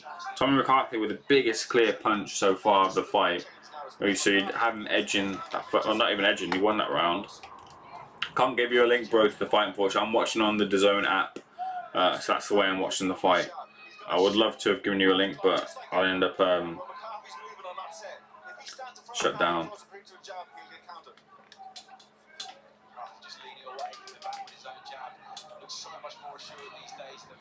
90 seconds left of the second. Yeah, he's trying to coach that jab out from Chris Billam Smith and then use that as his entry into something. But Chris Billam Smith is closing the distance quick enough so that Tommy McCarthy can't time anything coming the way through, and it ends up being another clinch. There's a left hook this time, he varies it up with instead of a jab, but Tommy McCarthy sees that coming.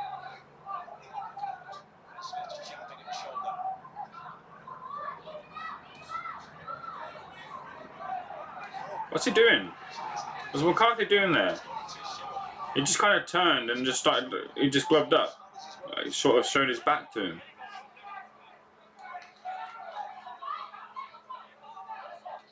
Tries to land a big overhand right. Chris Billam Smith was nowhere to be seen. Andy Leigh saying that he's got to get back to his boxing and trying to avoid being trigger happy and trying to land a big shot again, which I think is a very pertinent point from a McCarthy perspective, to kind of forget the success of that first round with that big shot. It was one shot. Get back to boxing now. Whereas from a CBS perspective, you just want to push out that jab a bit more.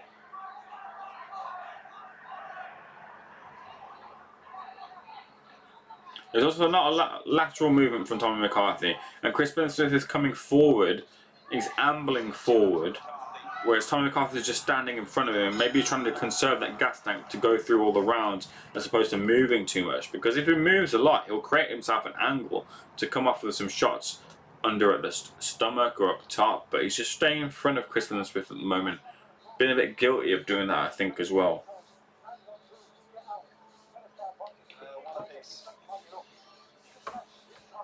The trainer in the Chris Billam Smith corner, this is Mark Dunlop, isn't it? He's calling for a jab and a 1-2, or a 1-2. You got Mark Dunlop, Pete Taylor, Tommy McCormick, Carl Frampton as the assist. You just want to, he's saying, just drop down the, excuse me, the jab, the 1-2. And move off of it.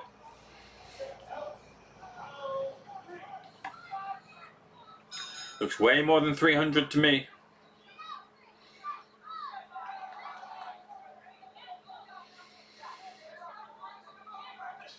Jab to the body from CBS. In return, a jab to the face from McCarthy. Right hand lands to the body of CBS. Left hook up top from McCarthy, just not a hard punch, just tapping him with it, letting him know it's there and he found it. Left hook lands there from CBS. Triple jab from Chris Billam, and then the right hand lands. That was good work from CBS, and Tommy McCarthy tries to land in return, lands a right hand, now double jabs his way forward towards the centre of the ring, stepping back slightly now. Jab to the body from CBS, a right hand and a left hook, just smothered his own work there, Tommy McCarthy. But that triple jab entry and then the right hand after was the best bit of work so far in the fight from CBS. Tries to hit a right hook, misses and takes a right hand in return for it. It was a right hand, sorry, that CBS tried to land. And he took a right hand in return because he was lazy shooting that shot there. But he looks composed as well. He looks composed in that ring. It must be quite imposing to see someone so composed in front of you, standing in front of you, and putting on that mental pressure as well.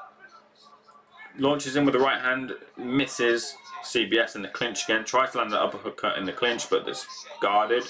Right hook, and then left hand up top, and the right hand up top doesn't land for CBS. So McCarthy not doing too much this round. You want to see him push that jab out. He's trying to land that right hand again. As Andy Leigh said, you just want to see him abandon that for the moment, unless it's evidently there. Just come back to the box and see. Jab to the body, jab up top. The jab landed to the body, and the jab pushed back the head up top of CBS. So that was good work there from McCarthy. That jab to the body shoulder from Billam Smith is having an effect. You can see McCarthy starting to try to block that with his left hand and almost made up the shoulder roll to counter it.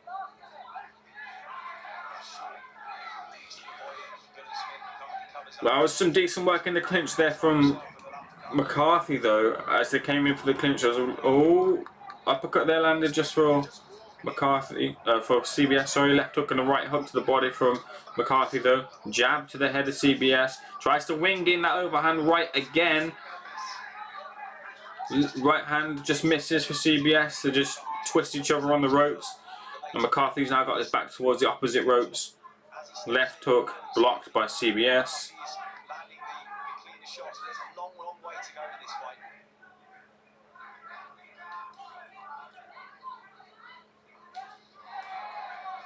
Oh, right hand and left hook landed for CBS.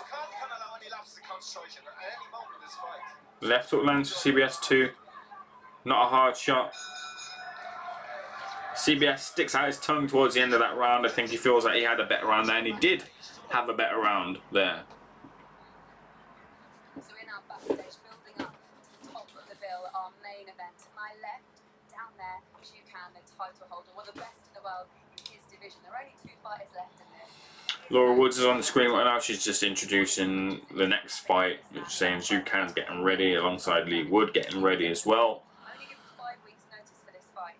Kept himself 5 weeks notice? I thought it was 6 weeks notice. feels like he knows what he can do. Leigh Wood's been taking over in the gym though. He's just in there. We're getting a shot of Leigh Wood in the gym. Sorry, in the changing room. Brief glimpse we got of Leigh Wood. He looked relaxed there ahead of what could be the night of his life. He is right up against it, but could inactivity cost Jukan? Has lost more than one fighter in the last 12 months. High-profile fights.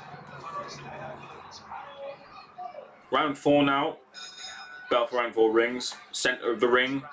Jabs are exchanged. Neither of them really, they're both to the chest. Neither of them really got the better of it. McCarthy in the front foot, just trying to push back. CBS skirts around the ring to the right. Trying to invoke more movement from CBS as opposed to being the mover himself. Slipping left and right, just kind of feinting with it, but not really shooting anything, McCarthy.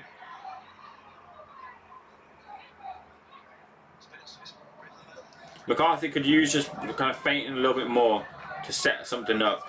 He reads the left hooks and right hooks from CBS very well and ducks underneath him, but doesn't come back with anything. This time he does snatch back with a right hand and a jab, but gets a jab straight in the face for his efforts in return from CBS. And then in return from that, Tommy McCarthy lands a jab as well. Jab to the chest from CBS. Feints a jab. He's now on his feet, just on his toes.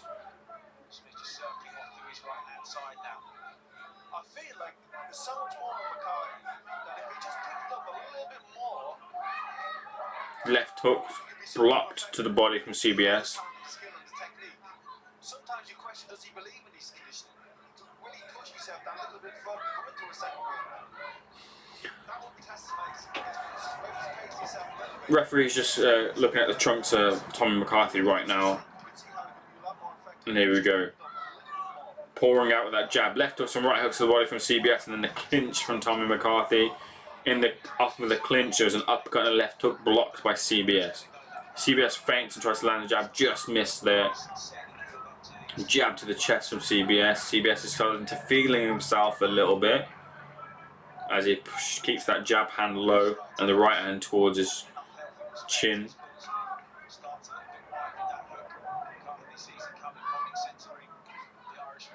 Jab from McCarthy.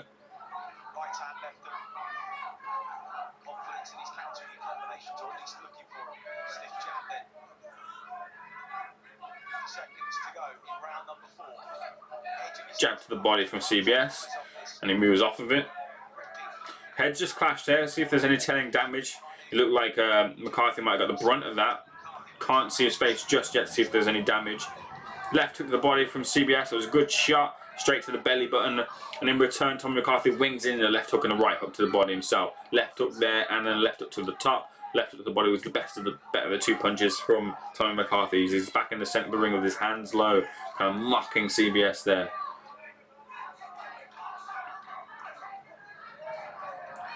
Tommy McCarthy just seems intent to just pick something off of CBS's entry of offense. Better work there with a jab and a right hand there from McCarthy. He tried to land an uppercut towards the end of the round, but couldn't get it in.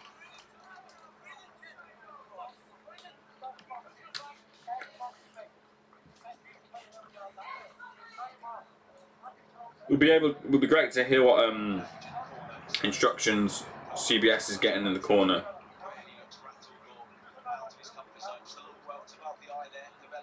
There is a welt that Chris Lloyd is picked up upon, and I can see it. A bit of bruising, a bit of something swelling just above the eye, way above the eye. It's not any issue, but that might be from the head clash. We're getting a replay. It was from that clash there. We're getting a replay of it now. Jab lands for CBS. Gets out of the way of a left hook. This is all on the replay. Just seeing the replays of the successful jabs from CBS right now. Round 5 is underway.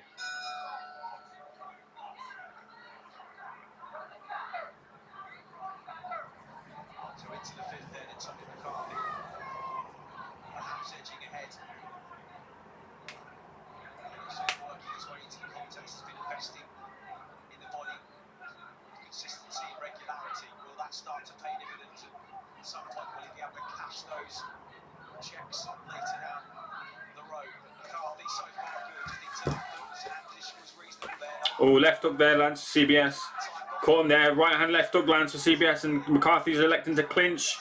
CBS finds his way out of the clinch, but he's just hurt Tommy there. Jab lands for CBS now, and he's just coming forward a little bit quicker, trying to piece up that right hand, measuring it with the jab. Left hooks on the inside. Tommy McCarthy rolling. He's on the rope, so he doesn't want to be there. He's just standing there in defiance, dipping down to his right and left. CBS elects to go to the body with his hooks. He's trying to land that big hook up top. CBS again with his tongue out. He's exerting a lot here, but not landing a lot. Right hook lands this time around, and a left hook in return from Tommy McCarthy. Good bit of action here, but Tommy McCarthy might be hurt, who also lifts out his tongue as well. But he's stuck on the ropes here. Left hook lands. 2 left hooks land for CBS. Tommy McCarthy finds his way off of the ropes now. A lot of energy though exerted there from Chris as the heads clash again.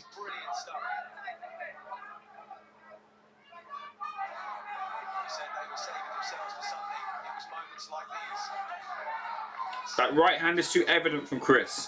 The jab and then the right hand is way too evident. He tries to vary it up with going the right hand to the body, but it's clear that he wants a 1-2 straight down the pipe, and it's not there for him at the moment. Triple jab there from Chris Billam, which is lovely work.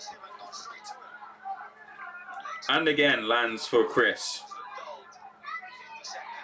Left hook to the body, right hand in return from Tommy McCarthy. Just jab knocks back the head of Chris. Left hook and a right hand lands for Tommy McCarthy.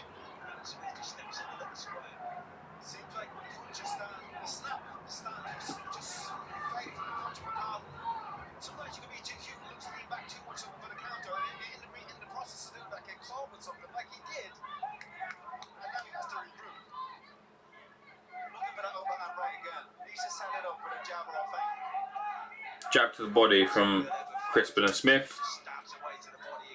They're talking to each other a little bit as well in the ring there. Jab this time around from Tommy. Not a lot came back from Tommy this time around.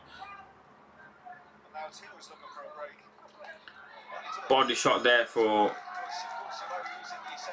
Tommy towards the end of that round as the crowd show their appreciation to both fighters there.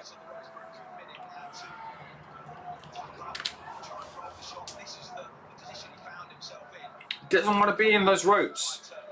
He must have got hurt in that round there to just find himself stationary on those ropes. Maybe he was just trying to let Chris Billam Smith exert that energy, but it seems like there's a big right hand there that lands and he comes back with his own. To be fair to Tommy, he rode it quite well.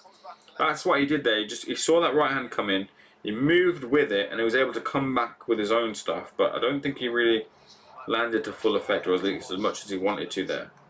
He wasn't able to kind of push off Chris.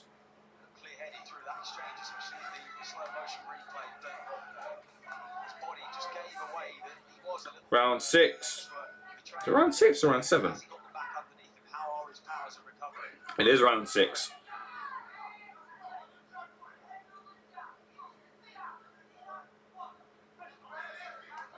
In the corner, McCarthy, you got to start to run fast.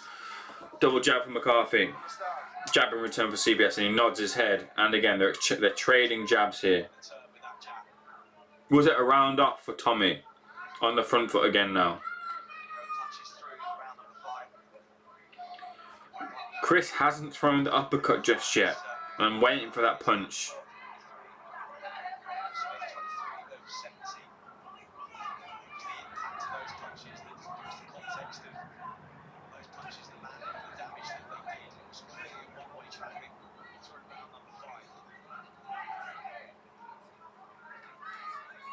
Separating them again. It's been pretty clean so far. They're holding a little bit in the early stages, but 1-2 was good from Tommy McCarthy. What's he doing after that now? What's the second phase of it? It's a jab and he's standing in front of Chris Billam Smith and just trying to trade jabs. Chris looks more of his element and comfortable in here. Tommy McCarthy looks settled, but I wouldn't say he's really comfortable. And I think Chris is starting to dictate what's happening here a little bit. Not a lot, but that edge and shift in balance is going towards CBS.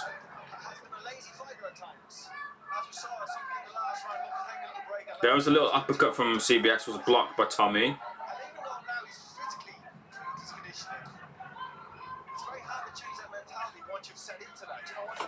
I think he's struggling with the size of Smith. Smith dips out the way of a jab. Right hand over the lazy jab of CBS.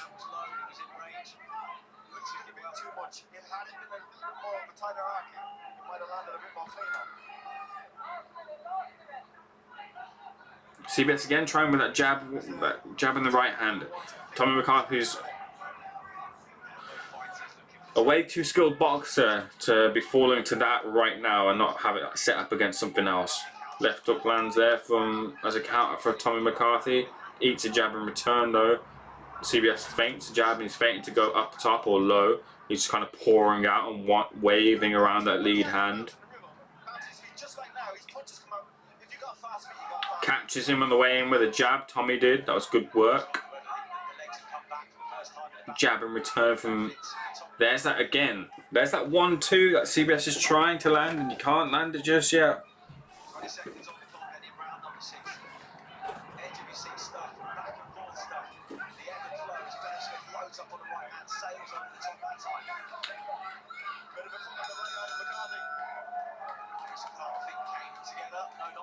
Tommy's just looking tired.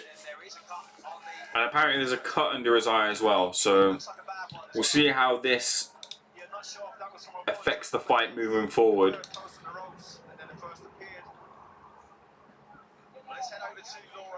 So right eye, it's above the right eye.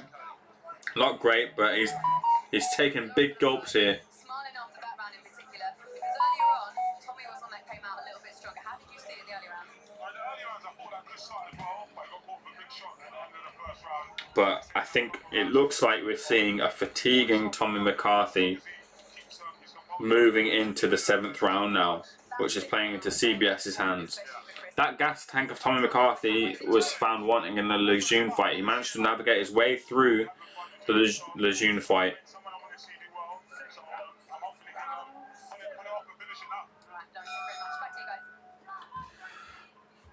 But will he find himself through the fight? Oh, left hook to the shoulder. Is he targeting the shoulder a little bit, Chris Billam Smith? It's a cheeky move. Something similar to a game plan like Canelo did against just the bicep of Callum Smith on different levels, of course. Triple jab there from Chris Billam Smith. Andy Lee has McCarthy up by 2 rounds. Given the last round to McCarthy, I wouldn't do that myself. I'd give that to Chris.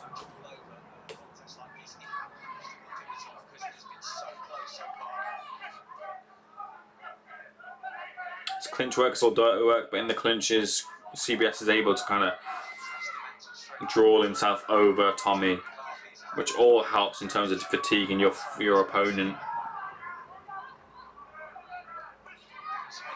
Right hook to the body from CBS. In return, there's a jab and a right hand from Tommy McCarthy. Nothing really big landed just yet. Left hook blocked by Tommy. It was a left hook to the body. Tommy unconventionally blocked it, but he did block it. That's the main thing. In this clinch, he's bearing down on him, CBS, and landing right hooks to the body. Tries to land a right hook over the top, and there's blood now coming down from that right eye of Tommy.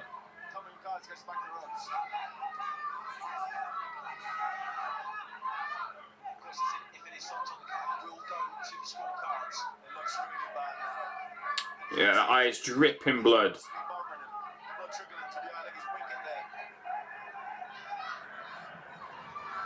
Not a great look for Tommy McCarthy. That injury was caused by a head clash, and it's causing him some problems. He's kind of pouring at it, he's winking. He's managed to dip over a left hook and land an overhand right, but it's one that's to the back of the head of CBS, who didn't complain. This is going to be your round from 7, 8, 9, 10 onwards. But you pick it up and step through. Chris with some nice work there. Tommy with some nice work there. Uppercut there landed for him and a right hook. Right hook to the body there, ripped it in from CBS and then just ducked out the way of a response. In return, a right hook lands for Tommy McCarthy. Stepping backwards, Tommy eats a jab, eats another jab, he's now on the ropes. Right hand just cuffs over, and Tommy McCarthy clinches and pushes CBS towards the ropes. No warning regarding the clinches. Right hook lands twice for CBS, misses with a left hook, eats a right hook to the body, left hand to the body in return from CBS. This time CBS tries the uppercut in the clinch, didn't get it.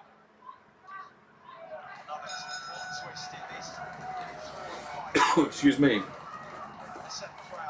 If you haven't already, if you're in here, make sure you hit the like and subscribe button to the channel. Much appreciated if you can do that, if you haven't already. In the ring right now, we're 7 rounds through.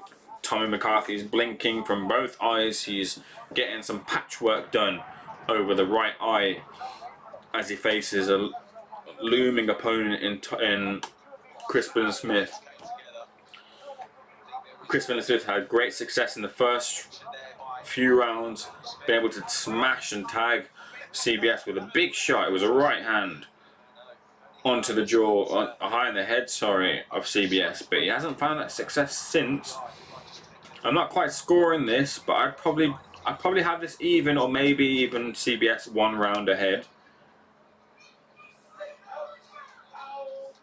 I'm more inclined to have this even, just because I'm very uncertain how some of those rounds are very close, very rough and hard to score because of the nature of how they went with the kind of clinches and like a couple of punches inside the clinch and things like that, and how do you score them. So as we enter into the 8th round, it's possible to have this very even, and I'm probably going to edge towards that way. He's one of the best Italian guard in Ireland, so he's got a good man in the corner to look after that cup.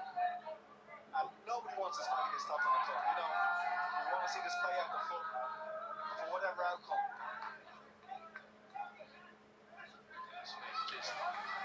Short little right hand lands for CBS and jabs to the body. It's 2 jabs in return from McCarthy. Jab from CBS, feinting, snookering with that jab a little bit. Takes a right hand to the body from McCarthy. Left hook, little left hook lands for Tommy, and Leigh calls a good counter right hand, and it was from CBS.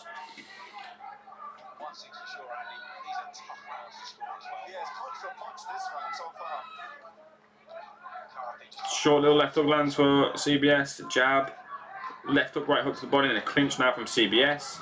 He's wanting to clinch here.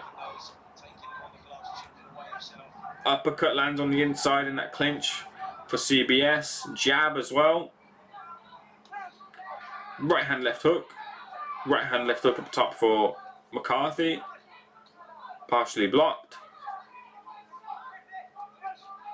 Just become attrition now. That was 2 clear shots to the head there from big left hook there from CBS. He landed it, and again he's rocked him here. McCarthy's not showing it, but he's rocked here. Right hand to the body. That was nice work there from CBS, bearing it up, but he took a big left hook and he takes a right hand as well.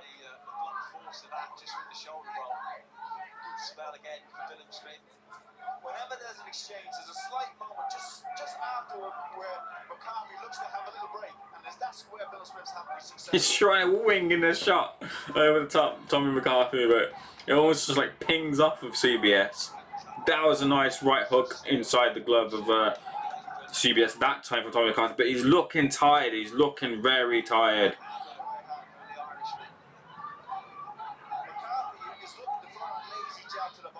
Jab, double jab there. Nice work. Just setting down the foundations now from Tommy. What can you do there?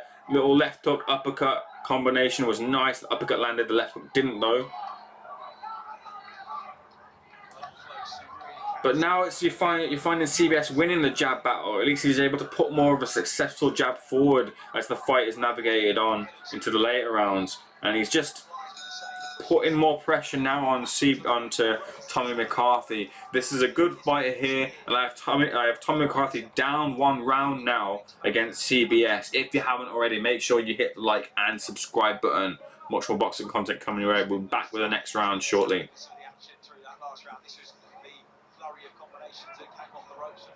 But that camera isn't yours. Negligible, isn't it? It's not negligible. It has a value, and it's theirs. They bought it. You have been to court for like drink driving offences. Yeah. Bringing it up, yeah? Well, Me and this guy did a radio show together and it was kind of... Austin. Yeah. How do you know that? I don't follow him. Follow him. I don't follow him. I can't remember if I follow him. You're sticking on Eubank Juniors quickly. I asked him. You love it, don't you? I don't love it at all. You love that defeat, innit? You know, if I was sober now, I probably would have lost interest in this chat. No disrespect. Right, we're back in the 9th round. Brompton's asking what round are we in. We're in the 9th round. I have CBS 1 round ahead. Jab lands to the face of Tommy McCarthy. Tommy's just fiddling around. Pours out a double jab onto the gloves of CBS.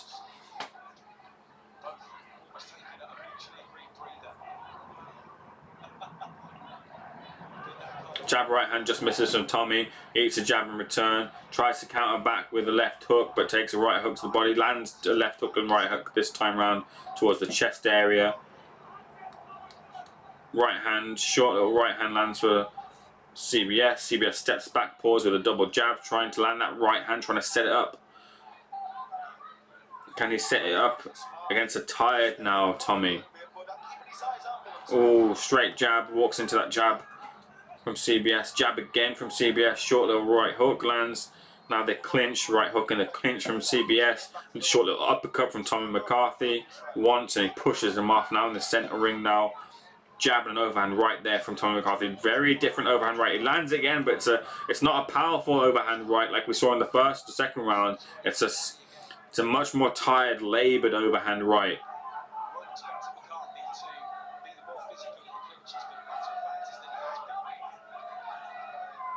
Jab again from Smith. Having a little look. Jab moves out the way nicely.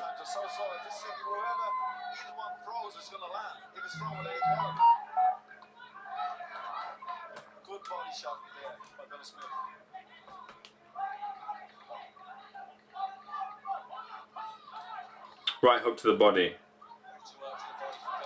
Oh, that was good work there. It was the left hook, I think, from CBS. Sorry, from McCarthy.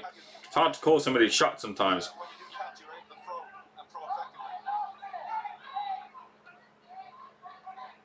Right hand lands, just ducks out the way of a left hook. Didn't want to be on the end of that one, Tommy.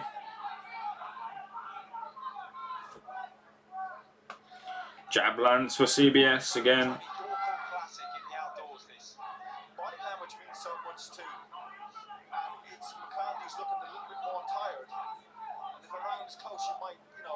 Right hand over the top there from Tommy McCarthy. Again, not a lot of power in it. Jab set up for Crispin and Smith. And again with that jab. CBS hasn't looked like he's tired once just yet.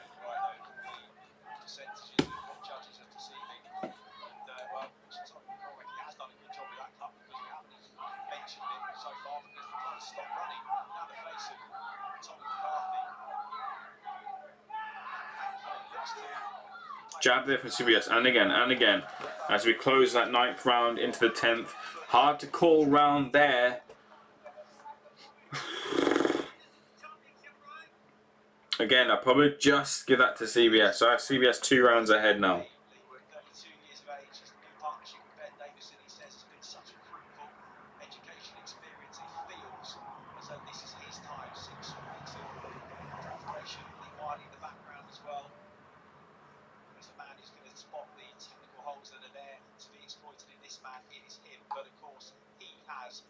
enormous experience in his corner as well. 21 months out of the ring. So as we move into the 10th round, we're seeing shots as you can in the changing room. Can he retain his title? WBA regular against Leigh Wood.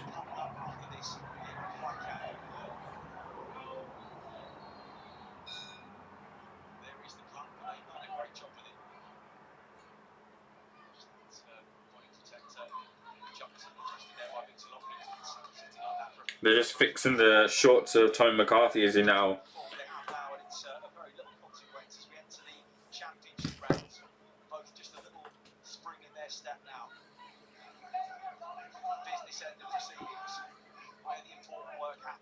Tommy McCarthy on the front foot, now on the back foot.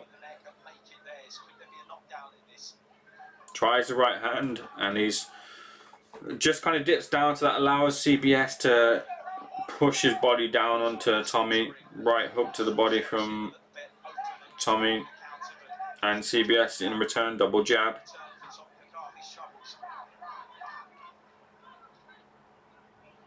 Jab to the body from Tommy, from CBS. Tommy in return with 2 jabs up top to the head. Andy Leigh has it 1 round in for Tommy McCarthy.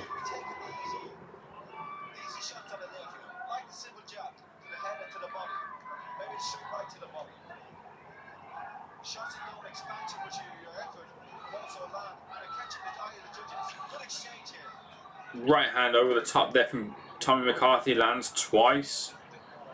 Double left hook to the body in return from CBS.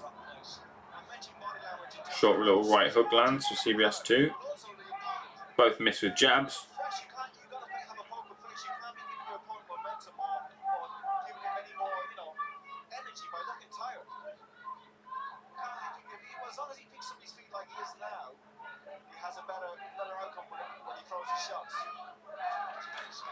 Tries that single right hand without a jab.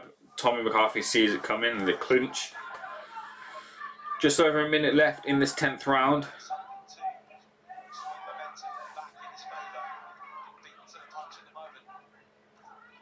Jab to the body there from Tommy McCarthy, just touching him, and again just touching him.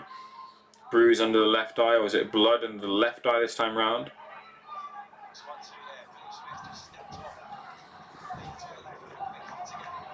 And he's wincing again. Tommy is wincing because of the blood in his eye as he wipes it down from his eye. Tries that right hand without a jab behind it. CBS comes up unsuccessful again. Right hooks in the clinch from CBS as Tommy McCarthy just traps that left hand of CBS, and the referee disengages them. Tries the right hand over the glove. CBS just walks through it.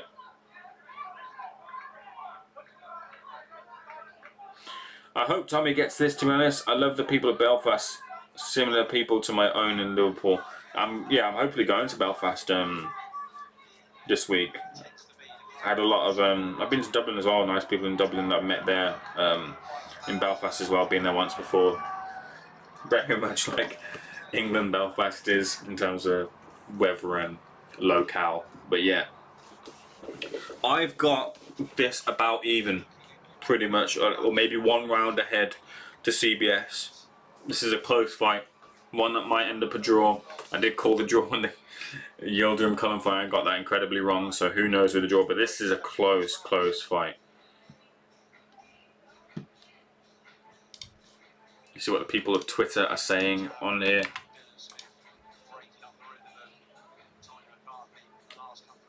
Guy called Henry saying this fight is horrible, the score gave up ages ago. #boxing. CBS nowhere near where I thought he was. Have it all square after 8, 4-4 close. That's what Rob Tebbett said. That's how I had it as well. That's how Danny Flexen said it after 8, 4-4. That's how I had it as well. We enter into round 11. I can't pick it, mate. Fair play to both men. Fair play to both men indeed. Andy Leigh now has it level. I have it a round ahead to CBS. Could very well be even. Could be around ahead to Tommy McCarthy. Laura says evening. Good to see you in here, Laura. That's my best mate. Good evening, Laura. Right hand lands there for, it's a 1-2 there for Tommy McCarthy. Right hand to the chest from Tommy. CBS tries a double jab, misses. He's on his feet, jumping around. He's looked like his gas tank has just been on point, CBS here. Tommy McCarthy, not so much. He's wilted in the mid rounds a bit. Just got a bit of a second wind here to see him through. He's on his feet now.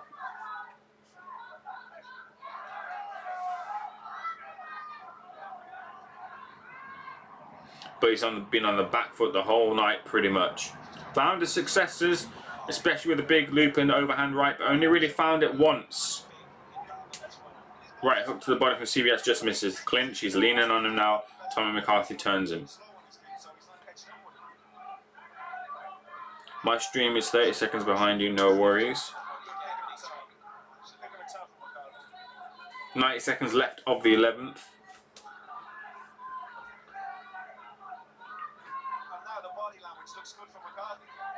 Right hand lands there. CBS is coming in from Tommy McCarthy, gets a roar from the crowd. He comes in with a jab as well. What's CBS going to return with, if he does indeed return with? Is this a round off for CBS? Is this fatigue? Big uppercut as he comes in. CBS, he eats it. He kind of remonstrates to the crowd that he's fine, but he took an uppercut there. Tommy McCarthy picked a brilliant punch as CBS walked in. Right hand lands in return there from CBS.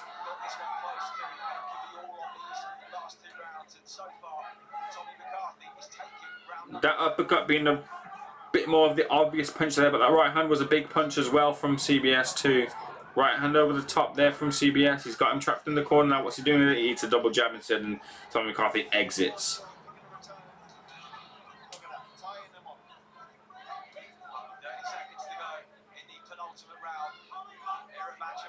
Right now, that uppercut is just going to edge that round to Tommy McCarthy as he also gets off a double jab.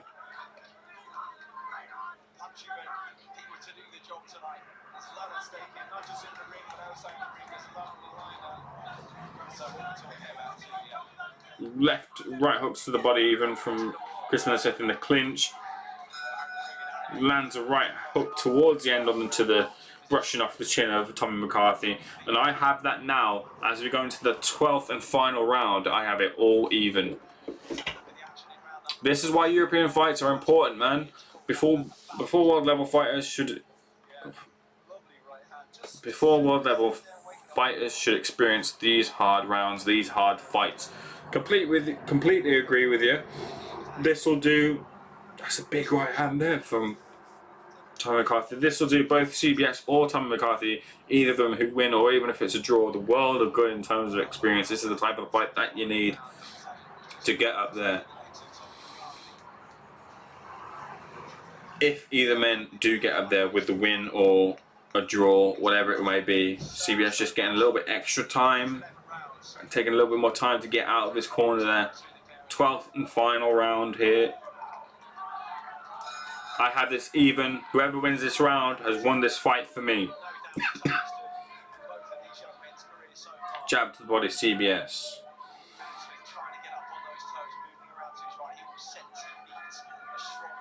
Jab in return from Tommy McCarthy. Jab to the body from CBS.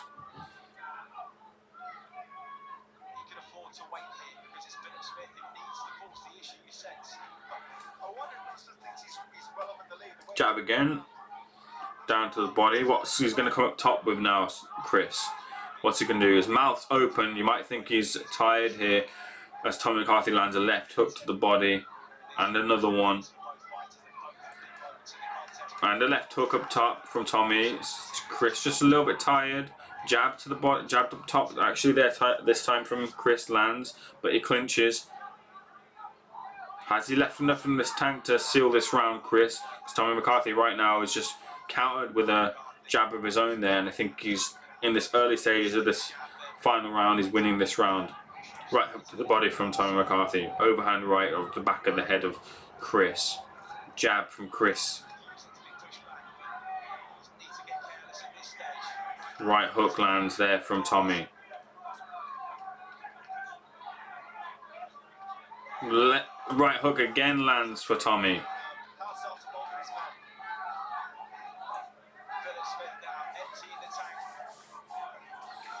90 seconds under it now, left to go. Jab lands there for CBS. Couple of little brushing left hooks land for Tommy McCarthy. Right hooks and left hooks from Tommy. In return, same thing. Big right hand there from Chris Billam Smith.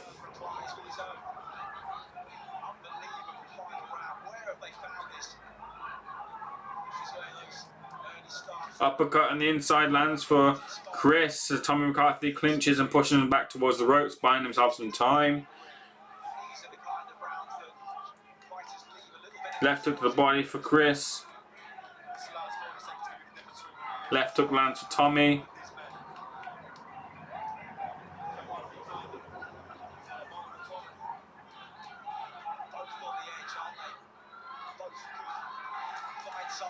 Left hooks, right hooks to the body from Chris Billam Smith. His tongue out. Doesn't need to do that. He just needs to find some punches. Overhand right there from Tommy McCarthy missed. Chris Billam Smith taking a walk.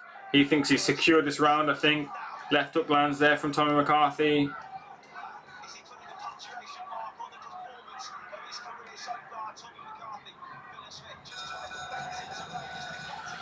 And it goes the full distance there. Chris Billam Smith and Tommy McCarthy embrace. And there's the whole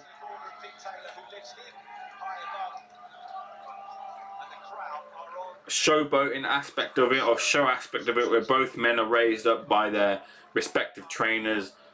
This part of it to kind of show that they both won, the show pony element of it. That's very hard to call. Even that final round is very hard to call. You might just edge that to Tommy McCarthy, and I might just edge that as well to Tommy McCarthy in that final round, but I can easily see the draw. I can see the Chris Billam Smith win as well. I can see the Tommy McCarthy win as well. So, all to play. That's a brilliant little uppercut there. All to play here for both men. But Tommy McCarthy might have just picked it for me. Just. Very, very much just. Real fucking fights. That was a real fucking fight. If you haven't already, make sure to hit the like and subscribe button. Much appreciated. Let's have a look what people are saying. Rob Tibbett has it a draw, 114-114. Draw for me, says Rio from Siesta Promotions. Dead even a draw here from Boxing UK, Steve over there. 7-5 McCarthy for me from Danny Flexen. Massive last round, says Rob Tibbett, and it was. Josh Gudgeon also from Boxing Social saying draw anyone. 116-112 CBS for me from Tom at UK Fight Night. Well, let's have a look at the final punch stats there. Well, I mean, there's nothing between them at all. McCarthy. But it was a very, very close fight. A very close fight. They might just go with the draw here. That way, either men don't come out with anything lost. The contest went on. Jabs there again. It was a real fucking fight, and we're gonna get a real fucking announcement of who won the fight in a short moment. As the score totals we tallied up, you always wonder when it takes a while totals to be tallied up what's going on. In this sort of fight you can kind of understand and accept it because of how close this fight was. But Landed's 101 compared to 135 for Chris Billam Smith winning that one. Thrown 357 compared to 298 for Tommy McCarthy having a lesser thrown. Punches landed 38% for Chris Billam Smith, 34% for Tommy McCarthy. The stats seem to favour CBS, but what do the scorecards favour?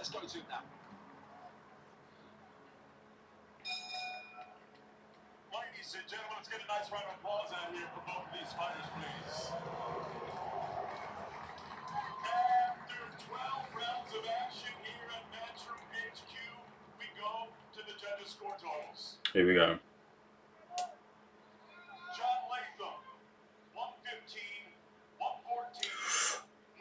115-114 Tommy McCarthy.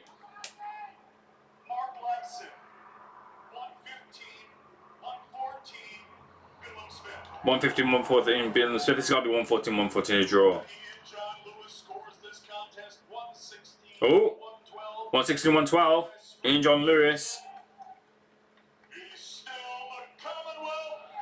Chris Billam Smith with the win. Congratulations to Chris Billam Smith with the win there. 116, 112. It's a close fight. There are rounds that are close, and if you kind of give those close rounds more to one person, then you get a 116, 112. But Chris Billam Smith being awarded the victory by Ian John Lewis, and it's hard not to. It's hard to be pissed off or annoyed by that. Congratulations to CBS. You can see it on his face. A great fight. He comes out the winner. So fair play to Chris Billam Smith.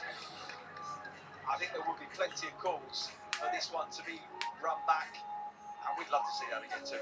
Yeah, those rounds were so close. As I said, you could have this fight. I just had it to Tommy McCarthy.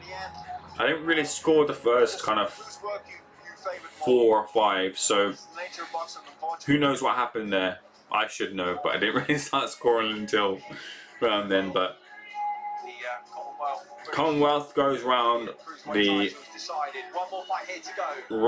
the left shoulder of CBS, around the right shoulder is the European, and around his waist as he looks up to the sky is the British title emblazoned on his chest. Chris Billam Smith wins the cruiserweight clash against Tommy McCarthy. Whilst we wait there, I'm just going to quickly pop to the toilet. Here are some videos to keep you company. Yeah, to be honest, mate, I'm fairly of age now. I shouldn't be boxing at eliminators and stuff. I need to be pushing on in my career.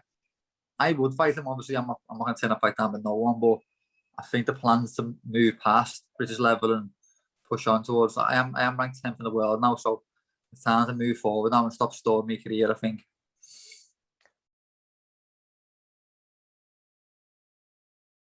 Am I talented at what I do? I am, but that doesn't mean that I'm all that in a bag of chips. I won't ever get carried away like that. I just don't think it's in my makeup. So no, it is what it is. I think it's just the way I am. I think it's the way my parents instilled me. I think my dad's 2-time world champion. He used to take me Salvation Army to get my clothes. I didn't know about designer. He kept my feet firmly on the ground, as well as giving me a luxury life, which I think is hard to do. So credit to my parents, but they've never raised me that way. My dad used to work in charity shops. So I think it's just me observing from young has made me the way I am. You're going to have to elaborate on those bets.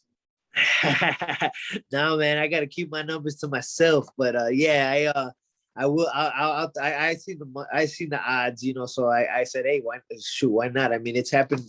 I have bet on myself in the past, and I have come out on top, and it's it's motivation, because they're literally writing me off. I mean, some of these people are saying, like not past 3 rounds, not past 2 rounds, like they think it's gonna be another Samuel Vargas. I'm like, all right, well, I mean, it's to each their own. Everyone's allowed their own opinion, but it's just they're adding more fuel to my flame, and I'm looking forward to proving those haters wrong on Saturday.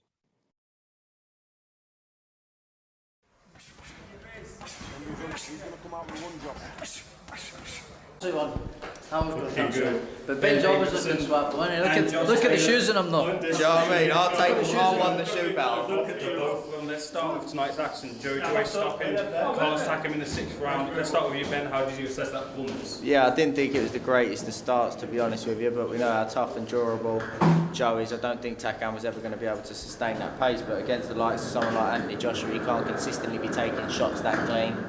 However, we said that going into the Daniel Dubois fight, maybe the better the opponent, the better he performs. So Josh, let me come to you. Was that just an off night, or was Carlos doing things in there to kind of highlight some of the weaknesses of Joe? Takam's a very hard opponent. He always does well against the bigger lads as well. Gets down low and flings the right hand over the top and the left hooks and makes himself small. It makes it awkward for the opponents. But having said that, he started tiring in that as well. But if he had been a little bit younger and fresher, Joyce maybe could have been a bit in trouble later on in the fight. They're keeping taking shots like that at heavyweight. You can't do it. They're going to take his toll eventually. Yeah, you can't do it, and I just feel if he's in there against the likes of Anthony Joshua and it's hit with some shots like that, he'll feel them. And I like Joyce. He's a good pal of mine, but I just didn't think he looked very good there.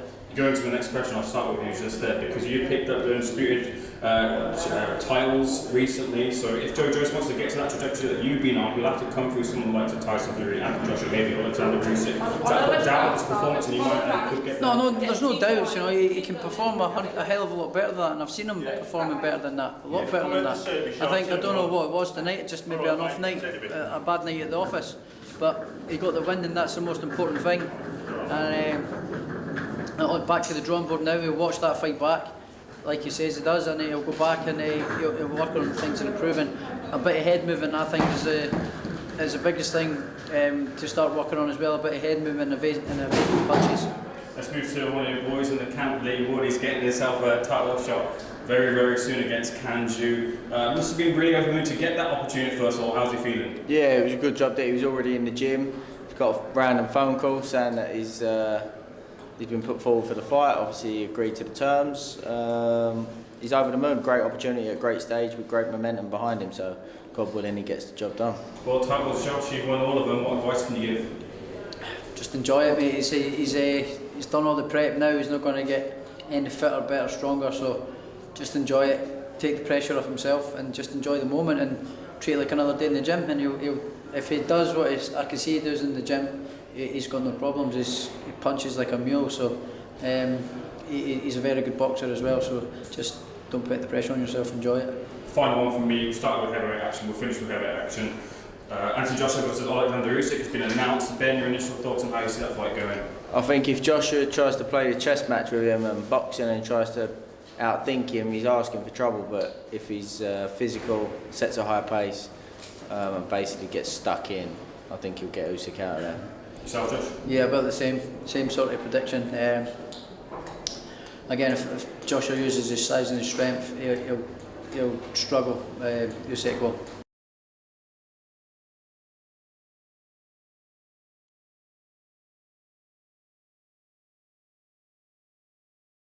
But that camera isn't yours. Negligible, isn't it? It's not negligible. It has a value, and it's theirs. They bought it. You have been to court for like drink driving offences. Yeah. Bringing it up, yeah? Well, me and this guy did a radio show together, and it was kind of... Austin. Yeah. How do you know that? I don't follow him. I don't follow him. I can't remember if I follow him. Sticking on Eubank Juniors quickly. I asked him. You love it, don't you? I don't love it at all. You love that defeat, innit? You know, if I was sober now, I probably would have lost interest in this chat. No disrespect. Against this fight, he's gonna make history in China. But for himself, it's kind of a natural outcome from this fight. As a Chinese, while making history, he still cares more about his own country. There are some natural disasters happening in China. He wants to devote this victory to the people in China, to the people in his hometown, Jiangxi.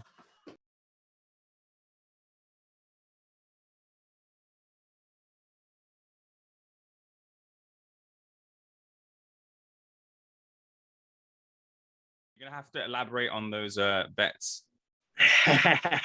No, man, I got to keep my numbers to myself. But yeah, I will. I seen the odds, you know. So I said, hey, why not? I mean, it's happened.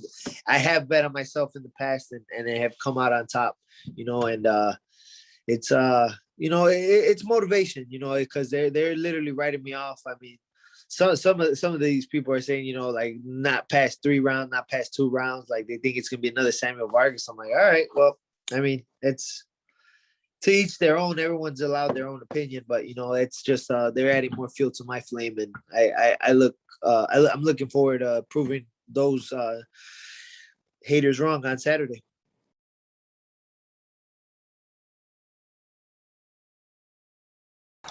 Right, boys, I'm back. I'm back. Had to get like a bit of a refreshment. I was feeling peckish up in here. Got some nice potatoes. Chopped them down me. Guys calling for a rematch. Tony Bellew is asked if he would take a rematch as well for that fight. Why would you take a rematch? You can kind of keep going high up the level against international opposition. Find another Dusar, that sort of type. Alcestefan Dusar. Find another one of those type of fights where it's enough of a challenge. You're stepping forward a little bit, but you're not really going back either. And you can avoid a rematch or a fight that was razor close the first time round. Yeah, maybe CBS or Tommy McCarthy aren't really ready for world level, but you don't have to do a rematch to not have to go to world level just yet. So we'll see how that goes with them, how that develops. CBS's birthday's round the corner, so I'm sure we'll be celebrating, taking time away from the camp. You got Lawrence Okoli there. You can draw experiences off of, but I'd like to see the rematch. Don't get me wrong, but neither fighter will want a rematch. Well, no, if you're the winning fighter, would you really want a rematch because of how close that first one was? Looking at the cruiserweight division, so you think that CBS will kind of take the ranking that Tommy McCarthy holds, like 4th in the IBF, 15th in the WBO, 6th in the WBC, and like 3rd in the WBA. So, okay, Kevin Lorraine and Dutacos, take those out of the equation. Forget that. Who have we got here that conceivably? Turchi. How about Fabio Turchi? Chris Billam Smith versus Fabio Turchi. Is that not the fighter that Tommy McCarthy beat over in Italy? Yeah. Lost on split. Oh, for God's... They're playing Sweet Caroline, man. I can't stand this. Right, Fabio Turchi. Fight Fabio Turchi next if you're Chris Billam Smith, as he's above you in the rankings. That's a fight you can make there. Although, I suppose those rankings will change, but that may be a fight that you can take in the interim, which is kind of one of those sort of fights. In the interim. You want to avoid the likes of a Apochi. You know what, as more of them reading these rankings, maybe they're right. Maybe you do go with that rematch just because. I mean, what about the Riakporhe rematch?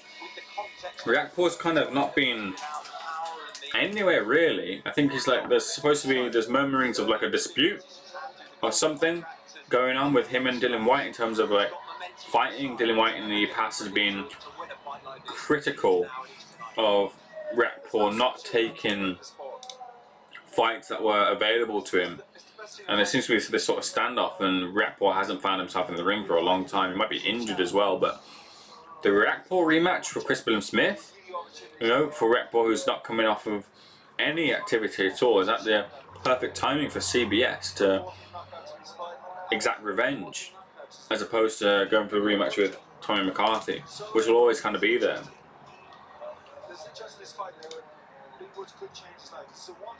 Maya Jama though, yeah, she's you see that one picture on Twitter, bro? Yeah, I heard Richard Riakporhe fell out with Dillian Whyte. It's a shame. Dillian Whyte, you remember there's one of the videos Dillian Whyte was specifically critical that he didn't step in with Lawrence Okoli when the vacant title was up for grabs. If you remember.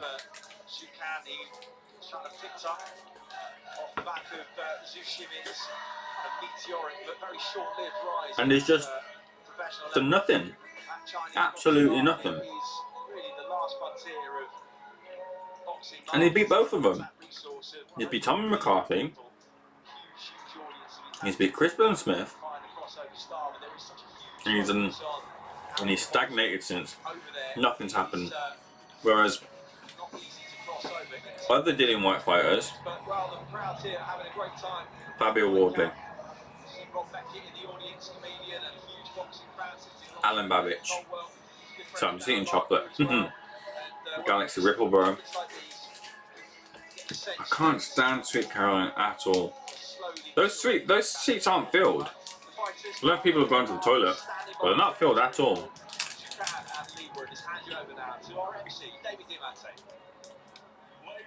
I wonder what Zucan makes of Sweet Caroline.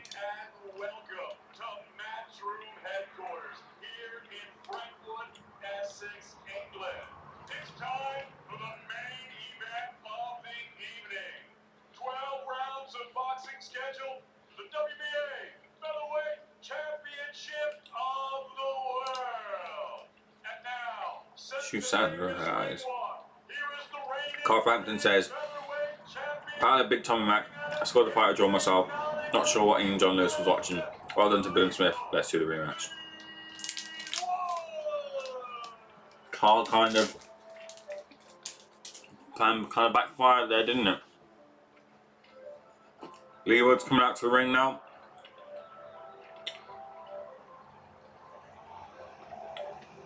Is this something in Title Strong? I think so.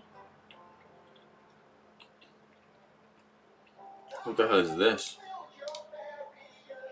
Well, an unlikely but huge opportunity is landed in the park. Michael Hunter versus Wilson, heavyweight fight. And you got the Locks versus Dipset. I have no idea what that is. A rap battle versus battle. Oh, there you go. They've used it now. The cameras that I was on about, that they use in the WWE, they finally used them.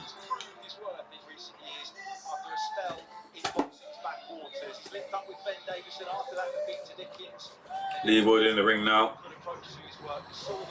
Let's message Ty and see if he's watching this.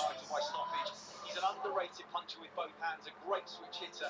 He'll know though that he needs the performance of his career tonight. A regular version of the WBA strap is up for grabs, but what will hold more value to him is the top 3 place in the Ring Magazine rankings that Zucan holds. A victory over him would rocket Wood back on par with Dickens and Galahad, who box for the IBF next weekend, and of course Josh Warrington. Let's see, let's find out. Right, that torrid evening against Mauricio Lara, the man who replaced Zucan as his opponent in March. Talk about a night to change your life in victory. This could be it for Nottingham's Leigh Wood. There we go. Send the message over to Ty and see what he says. Leigh Wood getting the opportunity here to change his life. You know, if you don't recognise the WBA regular as the world title, which a lot of people do, a lot of people don't, that will still put him in a position where if he captures it, he could get elevated because of the situation with Leo Santa Cruz. Or, even if he doesn't get elevated, it still gives him the opportunity to kind of defend that belt and have that championship sort of status around his name, around his neck kind of thing. Eventually, I think someone will get elevated. It might happen. If he does get elevated, then he's in a brilliant, brilliant position to fight. Of course, he's going to. You just mentioned the Zhangji province. Yeah, to fight Navarrete. They wanted to go to the WBO route to fight someone like Navarrete. They saw the kind of holes in Navarrete. He does a lot well. They're saying he does a lot, makes a lot of mistakes, kind of slow, ponderous, which was interesting. They kind of highlighted Navarrete as the fighter that they wanted to. Time Booth has just messaged back. Just tuning in now. I used to spar. That's what it says. I used to spar Leigh Wood, so had to tune in. 12 months of upsets, particularly for favourites who've been inactive as the result of the pandemic. Jan hasn't boxed for over 20 months, and he's up against a live underdog who can punch and has beaten 4 really good domestic opponents by knockout in his last 5 fights. A fight that Zucan himself will expect to win. So Time Booth is watching, but yeah, fights against Navarrete, Gary Russell Jr. You might get Josh Warrington if he comes to the fight with Mauricio Lara. You know, so those are really big fights there in the afternoon for someone like Leigh Wood. But can he take the opportunity? He's got a punch with Jukan.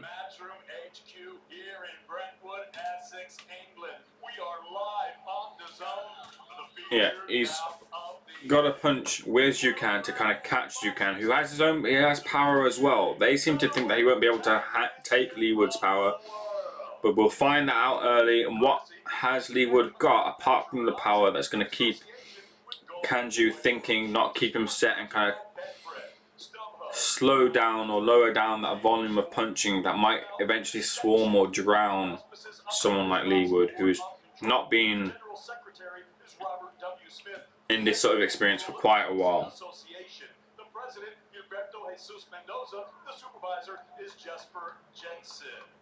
Back to get the official introductions. Leigh Wood looks, he's pacing around, circling around. Ben Davison as well, the trainer in the corner, who gets a lot of stick for his commentary or otherwise decisions as a trainer. Will those criticisms ease now if he can secure that WBA regular title for Leigh Wood, or will they continue to come through? We'll find out very soon.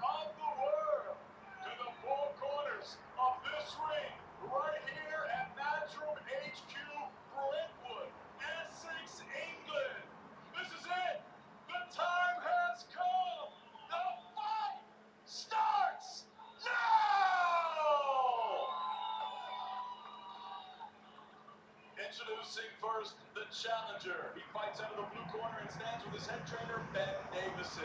He wears the white and green. He scaled Kingstone 13 pounds 5 ounces. His professional record. Leigh Wood getting his official introduction to the ring now. A man on the precipice of capturing something great for himself. Seems like a really nice dude as well.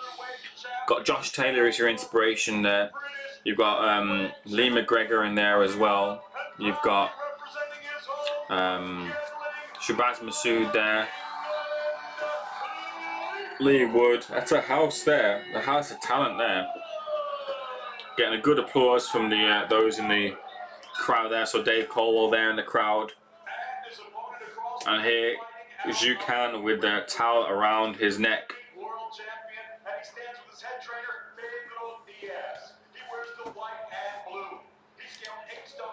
Let's see what people are saying on Twitter about this.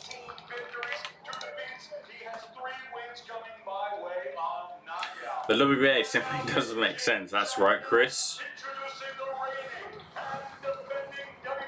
Yeah, this is crazy news. Have you heard this one? Tommy Fury and Daniel Dubois reportedly have their next fight on the Jake Paul vs. Tyron Woodley undercard, August 29th US. Claimed Fury has signed a 2-fight deal with Showtime. Idea being to eventually set up Jake versus Tommy. That's not going to happen. Jake versus Tommy is just not going to happen.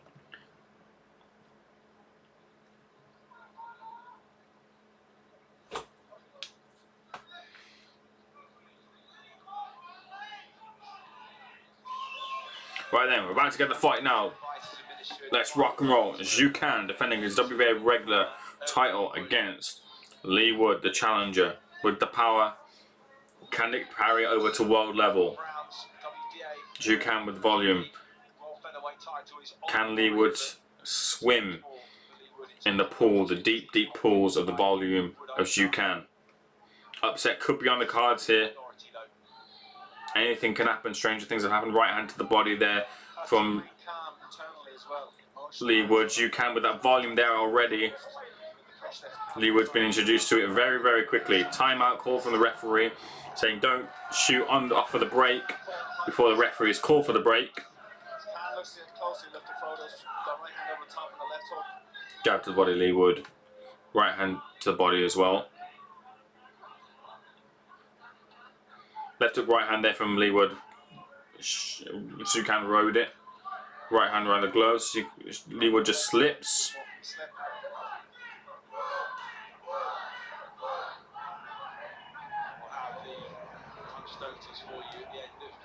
Short little left hook there from Leigh Wood. Controlling his man, he's pouring out that jab and holding him, and he's trying to hold whenever as you can. Unleashes the volume. Leigh Wood trying to hold him.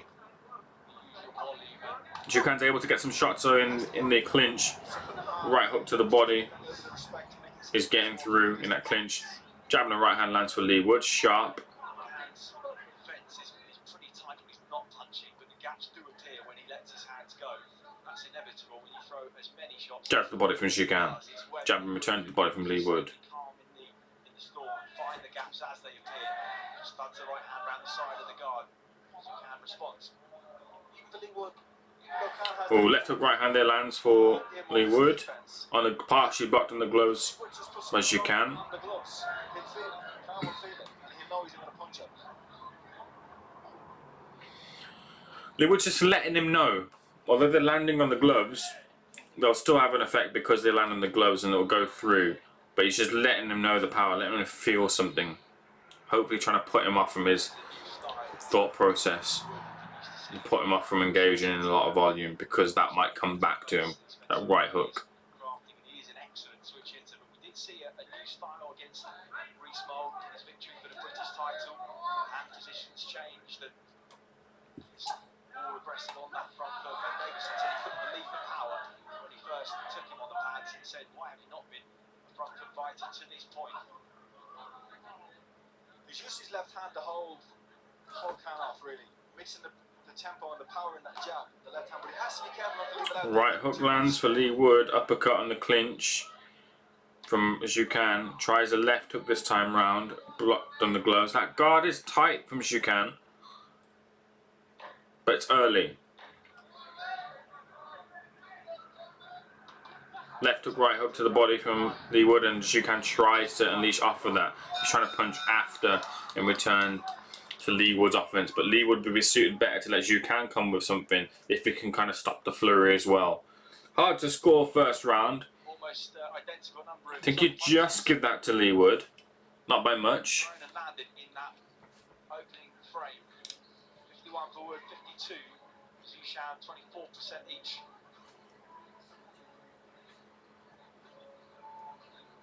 Good start for Leigh Wood. Not out of his step, not overawed. Certainly.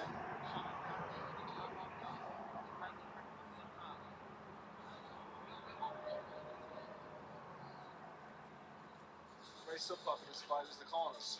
Pedro Diaz. Rob Tebbert here reporting that great to see Tommy McCarthy come in to congratulate CBS after the fight. Nice touch from Billam Smith, who gives McCarthy his European title back to keep. A respectful ending to a prickly build-up. Hashtag boxing.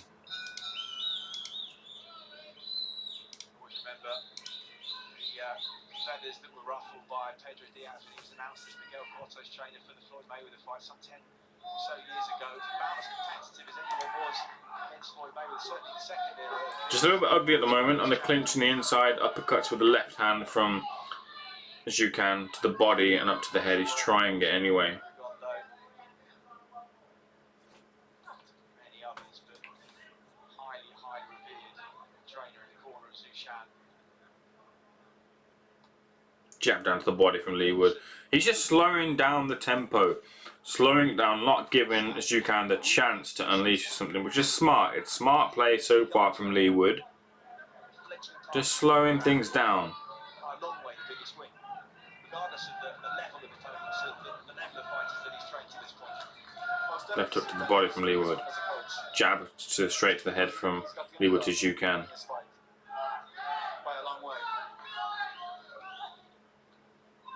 Right hook misses for Shukan. Double jab for Shukan. Response to single jab from Leigh Wood. Right hook round the guard for Leigh Wood. Still blocked though. Occupying that space as well with that lead hand. Leigh Wood is. That's a Ben Davidson staple. Right hand I think landed there from Leigh Wood. Referee also doing his part to just slow things down. Less than 90 seconds left in the second round. There is that lead hand occupying the area, occupying the space. Uppercut from Leigh Wood, left hook, right hand from Leigh Wood. Good shots. Shukan just gloving up here, not responding back with anything. Right hook to the body, it might hurt Shukan here. Jab to the body from Leigh Wood. Tries the uppercut and it's blocked this time round. It was a good shot there and he managed to set up some good offense in return. Can he just smother now Shukan's return here to just seal the round with that little flurry from Leigh Wood? Uppercut lands on the inside from Leigh. Right hook to the body from Leigh. had this type of defense Tries a left hook. there are a lot of downsides, but two of the biggest ones are. I'm off, mate. Go to land. Have a good one, mate. No worries, pal. Good to see you here. Thank you for joining. All the best, pal. See you in the next one. You see it there, always catch a counter with the same hand as you catch it. Right hand lands there for Leigh Wood. Big shot and a right hook to the body. Wonderful shot there landed by Leigh Wood. Which actually did the power up and actually transfer through on her too as well. Good jab off the feint there. A lot less offense now coming from Leigh Wood, from Zhu Can, sorry. Jab this time around, stiff jab there from Zhu Can. As I said, there wasn't much offense coming. He rose back with a big shot. Good start from Leigh, good start indeed from Leigh Wood.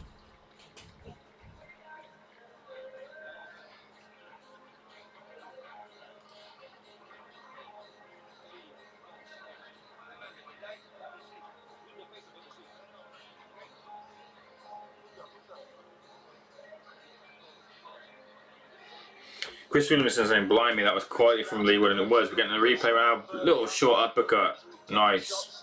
Up the middle, round the sides too. As you can, well, whether it's ring rust or whether he's just in there with something new, he is taking his time to warm into this contest. Walks onto a right hand there.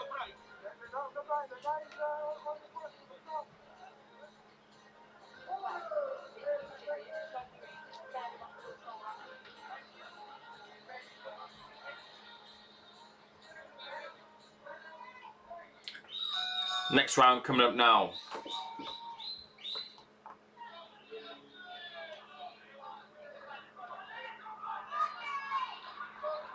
Jab to the body from Leigh Wood. This is his opportunity. He's trying to take it. He's trying to force it here.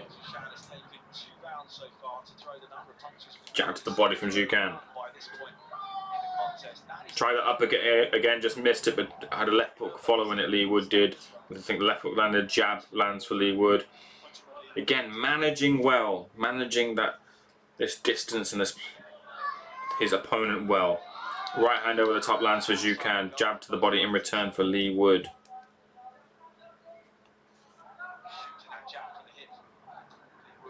Right hand lands for Leigh Wood.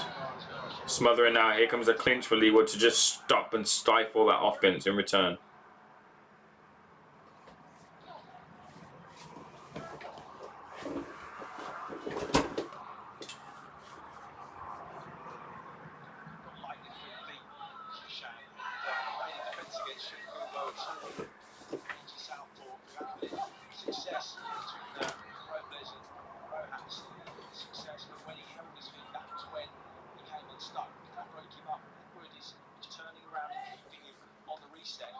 Nice and spelled from Khan there. Leigh Wood got caught, as I said earlier, keeping that left hand out out there, trying to stiff arm him, and Khan just flew around it, landed 3 or 4 shots. Right from the nose of the champion.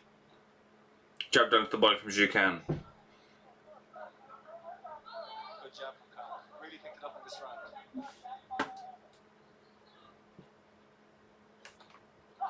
Right hook round with the right hook from Leigh Wood.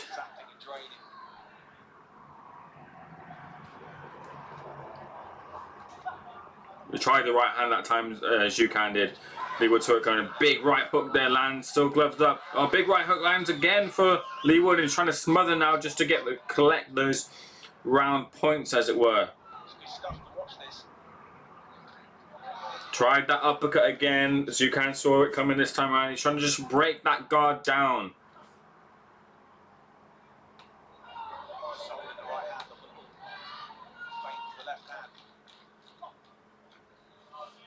And he clinches. We've got like 30 seconds left of the third round. Tries that uppercut.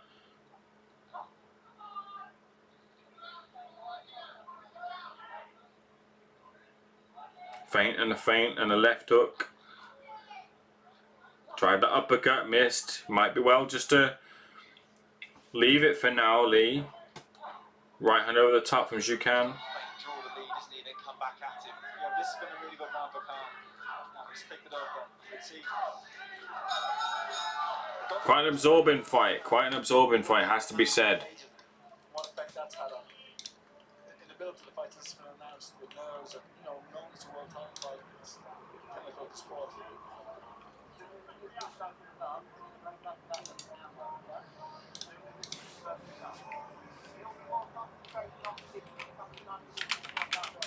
The question for me is, how solid can Zhu Can keep that guard with Leigh Wood banging on it?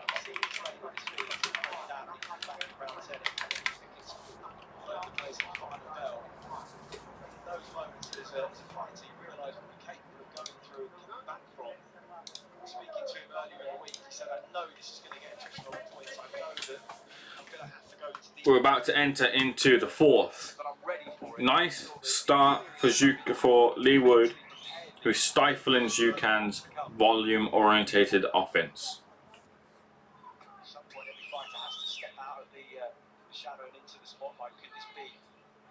Just touching with that jab, occupying that space. Jab down to the body. Uppercut on the inside, nice work, and a left hook. Tries the right hand around the guard, doesn't quite work. Jab for Zhu Can. He's just touching him, which is great work. He's just touching him, telling him he's there. Feints with that uppercut, then hits a left hook. Zhu Can throws a three-punch combination, blocked by Leigh Wood. Jab down to the body, right hand from Zhu Can, misses. Leigh Wood feints, hits a left hook and then circles off to the left. Nice work there to just avoid the ropes. Eats a jab though to the face, jab down to the body. Whenever Zhu Can lands a jab up top from Leigh Wood, he always goes down to the body in return. Right hand lands there for Leigh Wood, but so does a left hook for Zhu Can. Left hook to the body from Leigh Wood, nice shot. Right hook to the body this time as well, varying it up now. Right hand lands for Leigh Wood and he just disengages, feints, moves towards the right. Back towards the ropes and he should now circle off here. Zhu Can's going to unload, but he finds his way out on the left and back towards the centre of the ring. Jabbing at that guard. Yes, an active defense instead of a passive defense. Much more effective because from that slip, when he slips a punch, he's able to come back and punch just like that. Tries the uppercut again. Left hook lands for Leigh Wood to the body. There's a right hook, sorry, and left hook lands up top. Uppercut is a nice pick punch that time. He waited for Zhu Can to punch and he landed that uppercut. Just has to pick it up a little bit, Leigh Wood. Has to pick it up a little bit more. He's trying to switch there. It's a very effective switch hit to Leigh Wood. He says it feels like a mental reset for him and a physical one too. He's landed crucial punches in fights. Jab down to the body again. A staple. If the shot lands up top for Zhu Can, you'll see Leigh Wood go down to the body.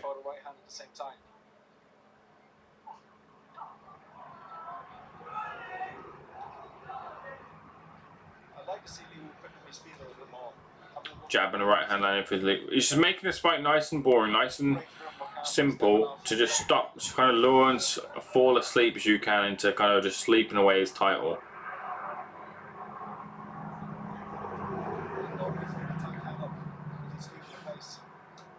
Left hook to the body from Leigh Wood. Uppercut lands big, rocking back the head as Zhu Can. Done that a couple of times this round now. Measuring that distance with the jab, right hand behind it, finish the round for Leigh Wood. Nice end for Leigh Wood there.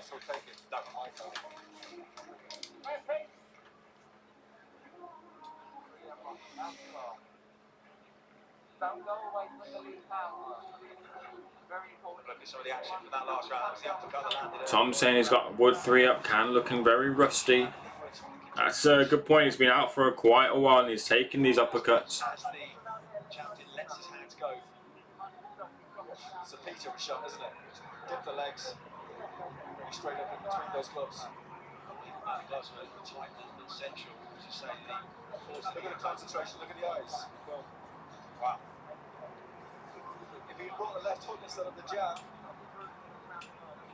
who knows what might have happened.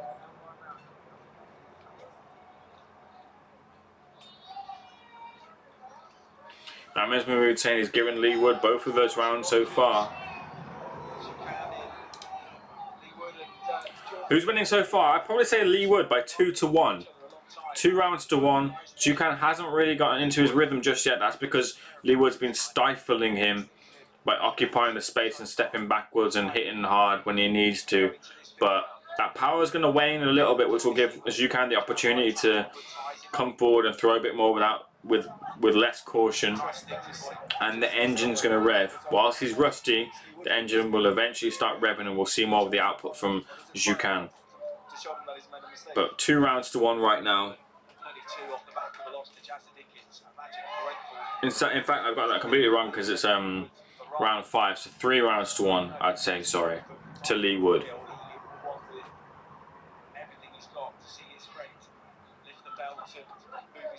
Better work there from Zhukan, 3-punch combination. Right hand being the pick of the punch to the head. Leigh Wood ducked down low so he didn't quite catch it fully. There's a jab land for Zhukan. Tries that uppercut again.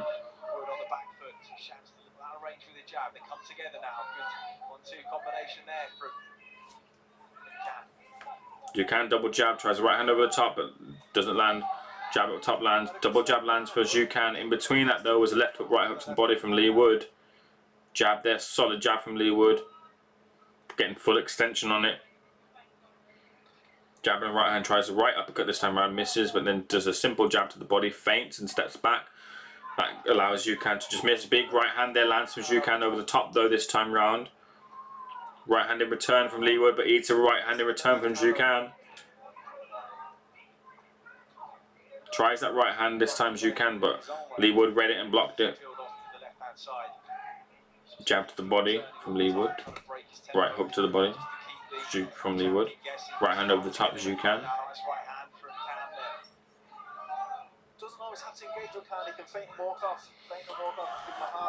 Right hand lands there for Leigh Wood. Zhukan knows now that the lead hand is going to be used to engage, touch up, and try and occupy that space. And he's now just dipping and now throwing whilst that hand is there. Because he wasn't doing that before. Now he's picked up on that and he's adapted, which is great stuff from Zhukan, who's throwing the overhand right over that occupy space type of jab there, where he's touching the head. He should really be being told off for touching the head by the referee. Right hand left hook there from Leigh Wood, blocking the gloves, but eats a right hand in return. Uppercut though lands for Leigh Wood, which is a nice shot. Just once and then take his head off the line.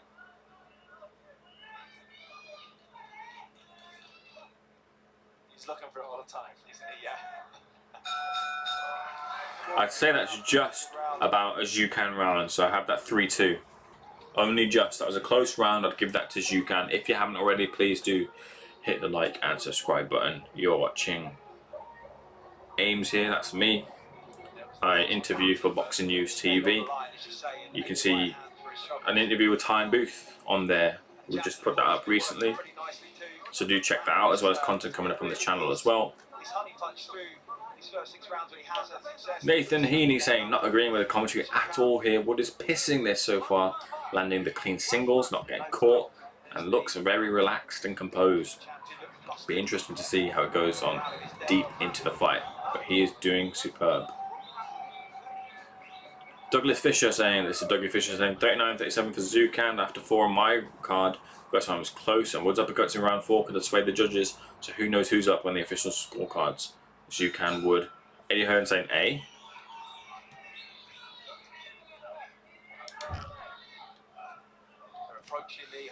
Sixth round, 3-2 to Leigh Wood for me.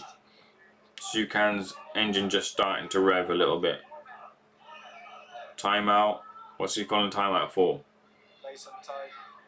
Laces on the Zhukan shoes are a bit messy. If you listen closely, you'll hear him talking through the round, giving instructions constantly. And most of the time, Wood follows.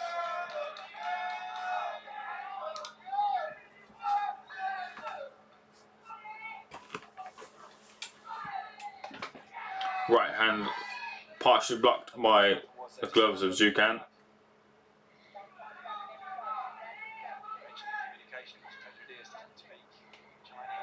Right hand gets through again, it's partially blocked on the gloves though. Again, left hook on the gloves. Jab gets through though for Leigh Wood. Right hook for Leigh Wood.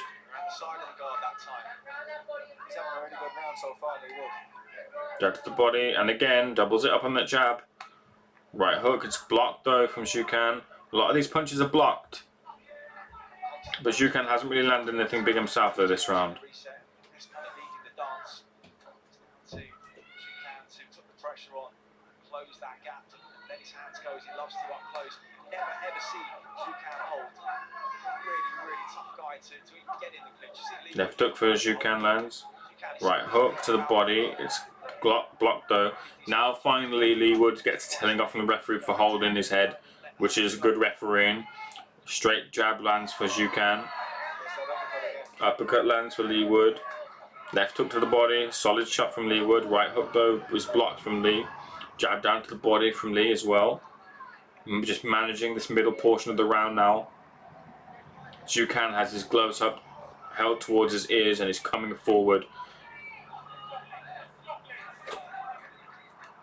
Good variety from Leigh Wood here. He's really just mixing it up. Jab again down to the body from Leigh. Head out jab, shoulder jab, and then a good right hand. Trying to uppercut again.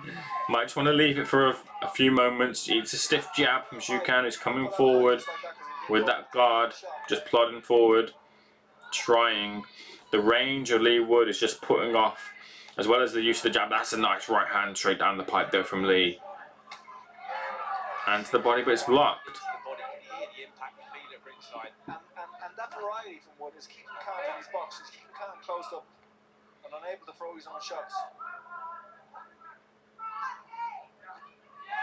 Right hand, but blocked again. It's getting right hook, left hook to the body from Leigh. It's getting called well, or getting a roar from the crowd, but they are blocked. A lot of these are blocked. Have someone behind us saying enjoy your world title, Leigh. Well, he's got 6 rounds to go yet. Long way to go. It's a fight like this, but that was a really good round in the back. 4-2 for Leigh Wood for me. So far, Ben Davison will be pleased with that.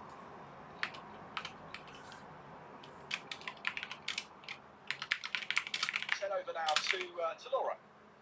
Guys, thank you very much. Teddy Bailey on the other side is 6 rounds down. Is this much of what you expected to see from this fight? It was early doors, Laura, because purely Zhukan's inactivity is hurting them. But I think as this fight progresses now, we will see him take it up another notch.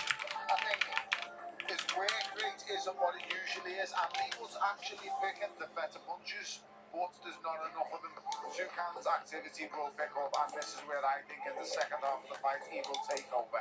What does Leigh need to do to try and hold on and try and win this fight? He's just got to have more punches. He's a very good punch picker and he picks some lovely shots, but he's admired in his work at times, and the harder shots that he's landing is not enough.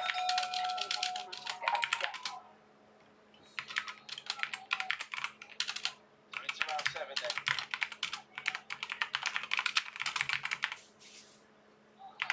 We're into round 7. Candy, champion, in the black gloves. Leigh Wood, white gloves. Left hook to the body, partially blocked again from Leigh Wood. Now tries an uppercut, lands it, sort of. It's not all clean, it's not all landing, but some of it is. So the judges might just go with that. More measured approach, but But he's really so far managed well. Double jab to the body, landing clean, and again triple jab. Tries the right hook round the guard. Jab lands for Leigh Wood. Double jab lands for Zhukan. Distance closed a bit more, and the jab not occupying that distance now. Leigh Wood's now using the left hook and turn to try and give him a bit of breathing space. faster pace than he's comfortable with.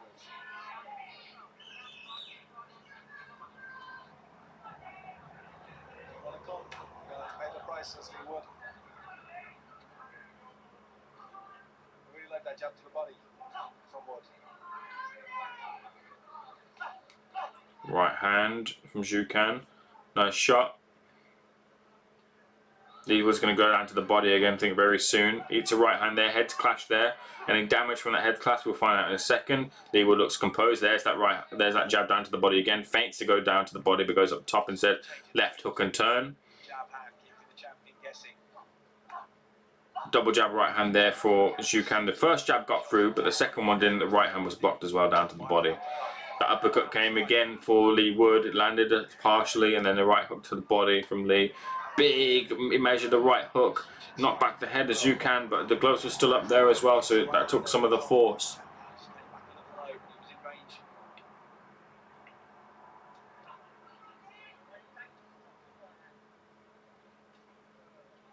We're all waiting for this onslaught from Khan to start, but it's not coming. And in the meanwhile, Leigh Wood's picking these shots and maybe picking up these rounds too. He just found a way to defuse the bomb. He's got caught out a couple of right hands, just pulling out high with his head up high. This round. More on the gloves again. Jab down to the body lands. Is he outclassed or overmatched? He's right in this fight, Leigh Wood. But watch, big right hand there lands for Zhukan. Leigh Wood rode the shot. You see Zhukan reduce to single shots. He is not around the. He uses the jab at all. Bell for that round rings. Hard to call again for that round. Let me know in the comments below if you're watching this. Let me know live what you think of the fight Leigh Wood versus Zhukan. It's hard to call. You'd probably just give that again to Leigh Wood 5-2. It might be 5-3, but I think I've got it 5-2. There's a right hand to the body that lands clean for Zhukan, but takes a jab in return. There's a jab down to the body, the stiff one as well, knocking down the air as Zhukan. 5-3 Leigh Wood, I think. But it's not easy to score because a lot is landing on the gloves. Bob Tillett thinks Zhukan is feeling the weight of some of these shots from Wood. It's a good point from John Evans. I tell you what, as well as Wood is boxing so far, Zhu has been garbage, hasn't he?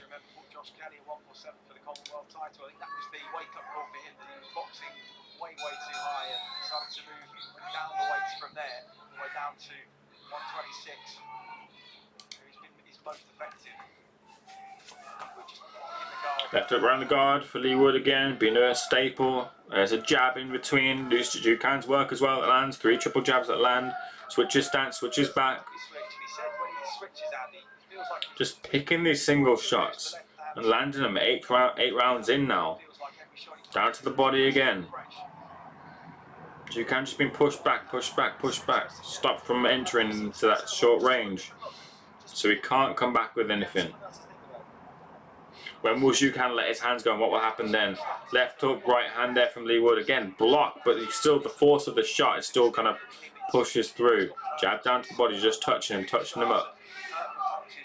Lethal Leigh Wood trying to land a lethal shot. Zhukan trying to land his volume. Hasn't been able to land his volume. It's been a Leigh Wood dictated fight, but a lot of the punches have been landed on the gloves. Uppercut and left hook there landed for Leigh Wood. Left hook, right hand, left down to the body as well. Tried that uppercut, but gets a left hook through the guard here. Zhukan just not responding with anything back. He's still there. It's not taking, it's not hurting in any way, but he's just not responding either.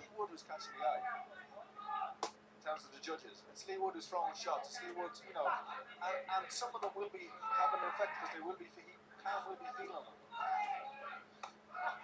Good body shot. Southpaw stance. Again, just catches it with the left hand, just blocks the gloves with that forearm, throws the left hook up the side. Left hook to his right hook to the body from Leigh Wood. Uppercut, nice punch there from Leigh as Zhukan came forward. Left hook, right hook to the top. Zhukan's covering up here. He might be hurt. Tried that uppercut again. He's pushed Zhukan right back into a shell here.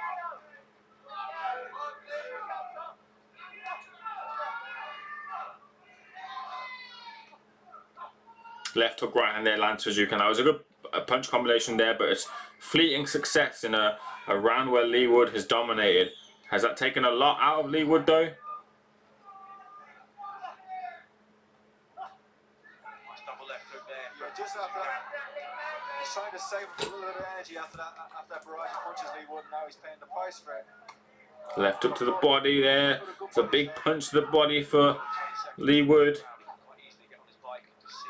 He hasn't used much footwork in the fight. He's chose to stand and basically toe-to-toe with throughout the whole fight. And in stark contrast really to what we saw certainly the Reece Mould fight for the British title, that was of course the first fight under Ben Davison. He was incredibly disciplined with that new style and approach, and they'd only worked together for about 8 weeks. Another Leigh Wood round there, 6-2 for me. Chris Akabusi's laugh saying, seems an even fight. I don't know.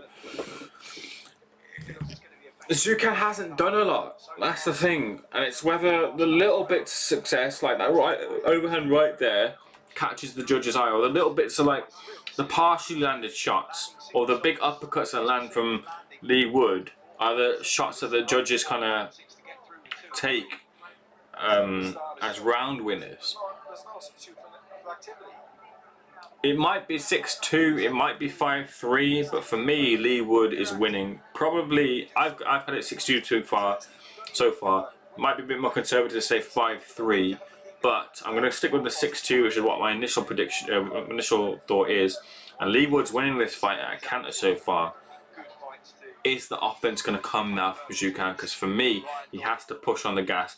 Is he feeling or wearing the shots? You can see blood trickling down the nostril of Zukan. He's occupying the space well. He's settling into a rhythm here. Zukan has settled into no rhythm at all. And he's picked some nice shots. Again, he's picking those shots, changing his level as well, feinting with some shots as well, and picking out that jab, occupying that space. A Ben Davison staple is to occupy the space with the jab, leaving that lead hand out and just touching them. And that's what he's doing. And then setting out with the jab to the body. Left, right hook lands, goes around the guard. Again, it's round the guard punches. Feint there from Leigh. Can he keep the pace up as well? It's a 12-round fight. We're in round 9. He's now clinching. Zukan's getting him sort of off into the clinch. This will be a bit of a motivator for Zukan, which is kind of his best kind of consistent offense so far, which is like a number of punches, but it was in the clinch.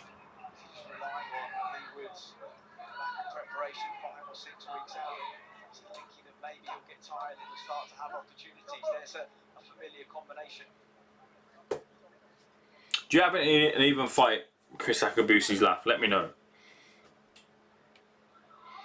Some people over stateside are saying this isn't more of an even fight. Right hand to the body, right hand down towards the back of the head from Zukan. Right hook to the body. Zukan tried to punch it in there with a left hook. Didn't quite land. Lands a jab though. Jab down to the body in return from Leigh Wood. Is the uppercut going to come again from Leigh? Is it coming from the right hand? There's the uppercut there. Uppercut and the left hook right hand from Leigh Wood. Flash little combination. Uppercut. So again, all sorts of partially getting through or landing on the gloves. Again, lands on the gloves with a 1-2. Double jab right hand there from Zukan. The right hand landed clean. The other combinations didn't. Other punches in the combination didn't. Tries the uppercut again. Jabbing a right hand there from Leigh Wood.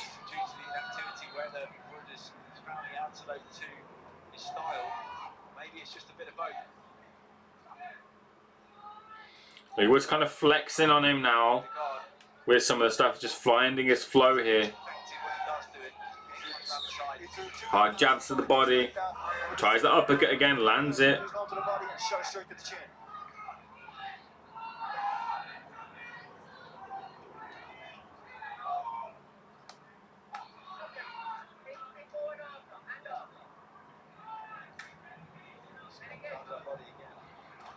Oh, left hook there. They traded left hooks.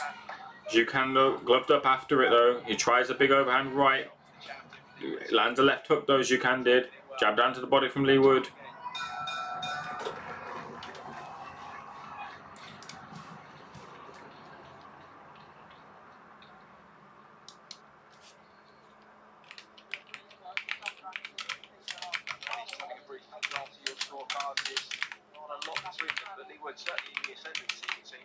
Yeah. I don't see how people score at home, but I think that Leigh Wood win this by 1 round so far after 9. I have to admit, Khan, world champion, he's actually been very disappointing. So yeah, Danny Flexen saying 6-2. I'd have that 7-2 now. Zukan looked buzzed momentarily in the 8th round. Beautiful right uppercut from Wood. Sometimes forget these fighters are only human at the end of the day. They're affected by the same things that all of us are. Inactivity, that Sack Nation. When did he fly over here? All the way from America. You know, time difference. So Smido, who works for the betting stuff, he says you can not particularly trouble, but can certainly see why judges would give Wood rounds with more eye-catching work. Nice uppercuts now and again, crisp body jabs, touching and moving. All Ben Davison staples. I'm not a Ben Davison fanboy, but anyway, I'm just kind of highlighting that's what a lot of his fighters are taught to do. Into the 10th round.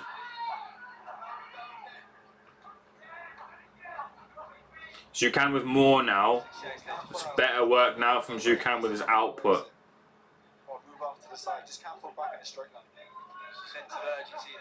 Left hook to the body from Zhukan and again from Zhukan.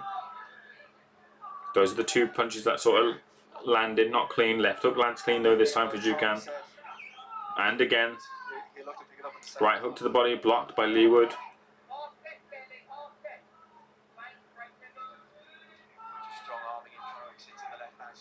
Touches down to the body again, there's a single jab. Jab in the right hand.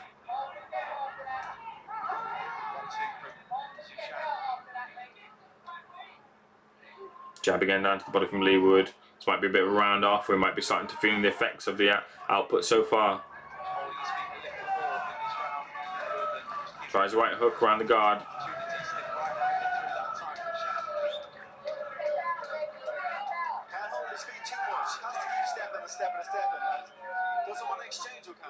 Right hook to the head. Leigh Wood just looks to the referee. He's just looking a little bit tired. Oh, left hook from Zhukan now. Right hand lands from Zhukan. Jab to the body. Leigh's just looking a bit. I mean, that jab to the body isn't as crisp now. Oh, it's a straight jab there from Zhukan. Left hand lands from Zhukan as well. Touch down to the body from Leigh Wood. Touch up top from Leigh Wood. Jab in the right hand from Leigh Wood. This could be a successful round for Wood, but he just getting carried away with the volume of pound. Been a big round for Pounders. Big answer and a big response. Certainly a champion's response. Uppercut left hook there from Leigh Wood. Just answering back. Trinity still there. 30 seconds left of the 10th. Same combination. Uppercut left hook. Uppercut left hand. He's got to keep him low. 20 seconds to go in round number 10.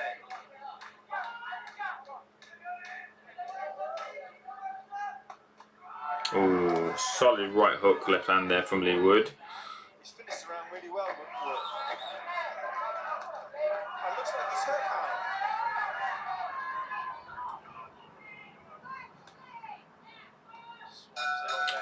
now. 7-3 Zhukan this time round now. Could be 6-4.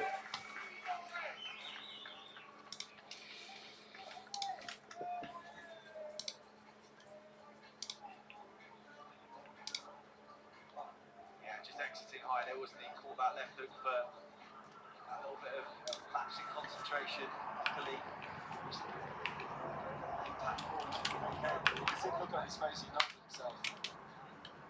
Just lost his shape a little bit in that round, was to be expected. High levels of concentration was being required, and they knew this was going to be a mental task for him, but he's acquitted himself. Yeah, 7-3, 6-4 for me.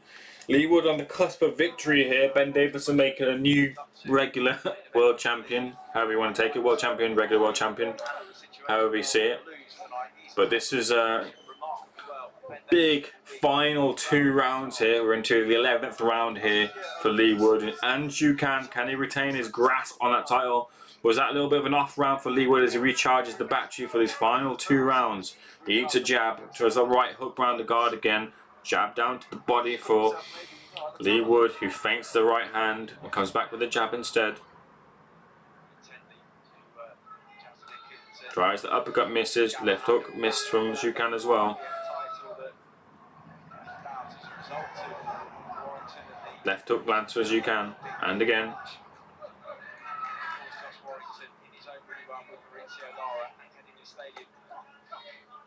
Right hand left hook to the body from Leigh Wood.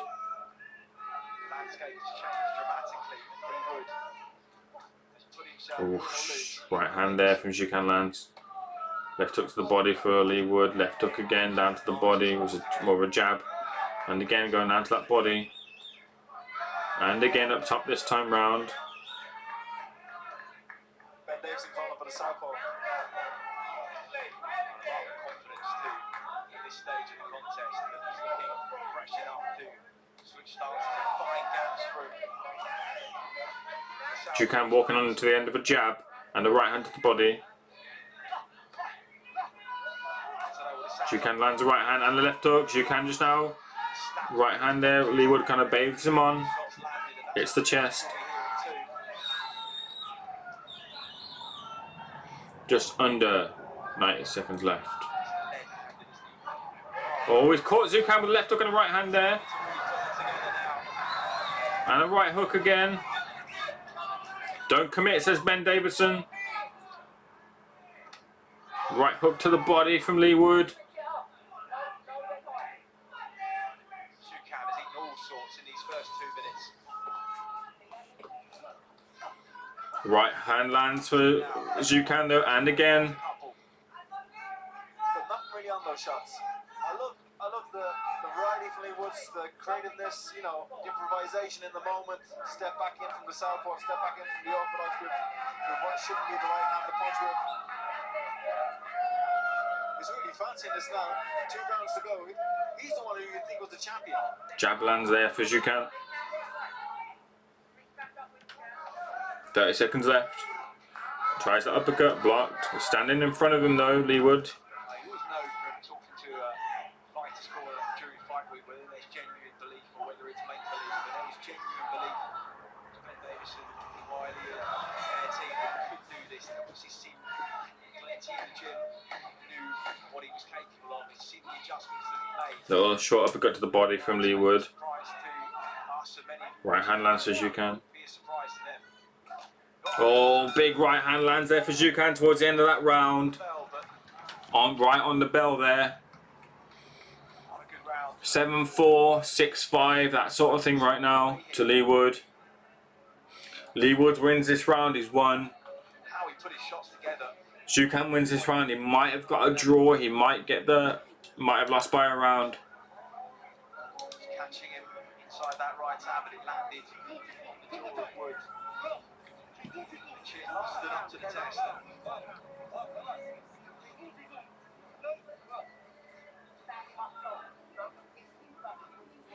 Dougie Fisher has this 86-85 Jukan after 9 rounds. Wood has done a good job of showing his forward march for straight rights. I'm impressed with his poise.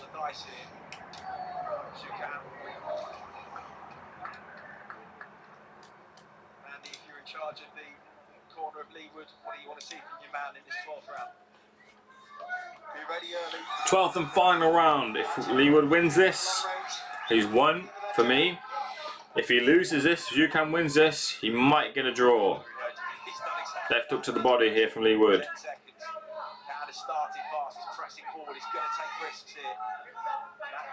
Uppercut lands for Leigh Wood. Jukan coming back with this volume now.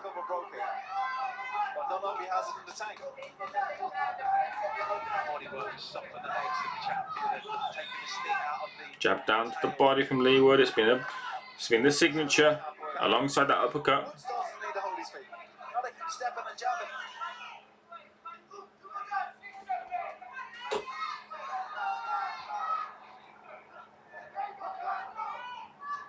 One and 4, 1 and 5. Andy Leigh has it, so that close. I can see it that way as well. I can see it 6-5. I can see it 7-4.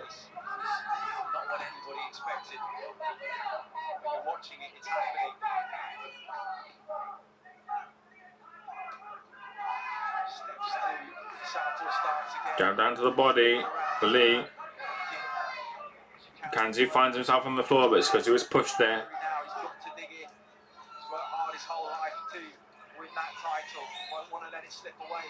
Jab, jab, jab, jab from Leigh Wood and down to the body.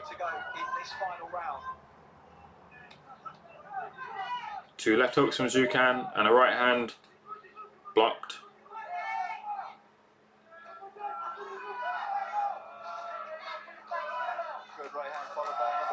Jukan quite fought for a world champion, poor movement. He's been stifled by the Ben Davison tactics here.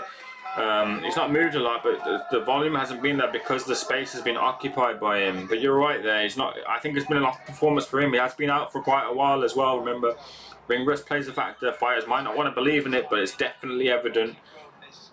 Jab lands there for Leigh Wood, and at the moment he's winning this round. Oh, big shot there from Zhu Can.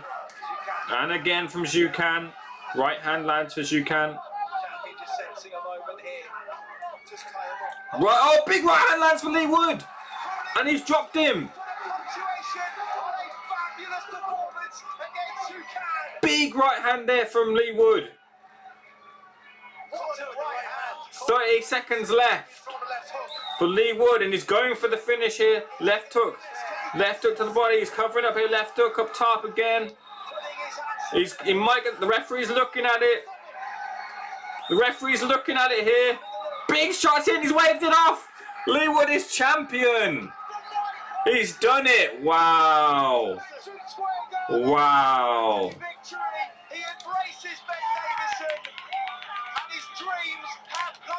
What a finish there from Leigh Wood.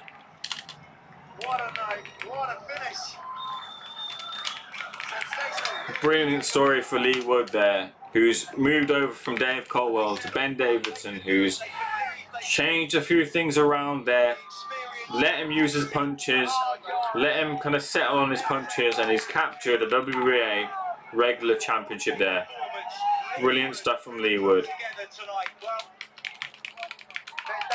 Has had his critics and people have suggested that he's taken on season champions. Never really had a big win with an underdog. Well, he has done tonight, and this is a lot of criticism, as they're saying, been gone Ben Davidson's way. I'm not a cheerleader or anything like that, don't get me wrong, but I think that, in my personal opinion, I think that Ben Davidson is a good trainer and he'll prove it, and I think he's taken the fighter there. Yes, he's been in the Ingles for quite a long time, and he's been, the Ingles was kind of his foundation, as with Colwell, now with Ben Davidson, but this is a fighter who's been tweaked a little bit, changed a little bit, and there's the final aspect there. There's the final show, and he's captured a version of the world title which you didn't think was on the radar for him 12 months ago. It's a brilliant story for Leigh Wood. Ahmed Churfi saying fair play to Leigh, man. Fair play to him, yeah, brilliant performance.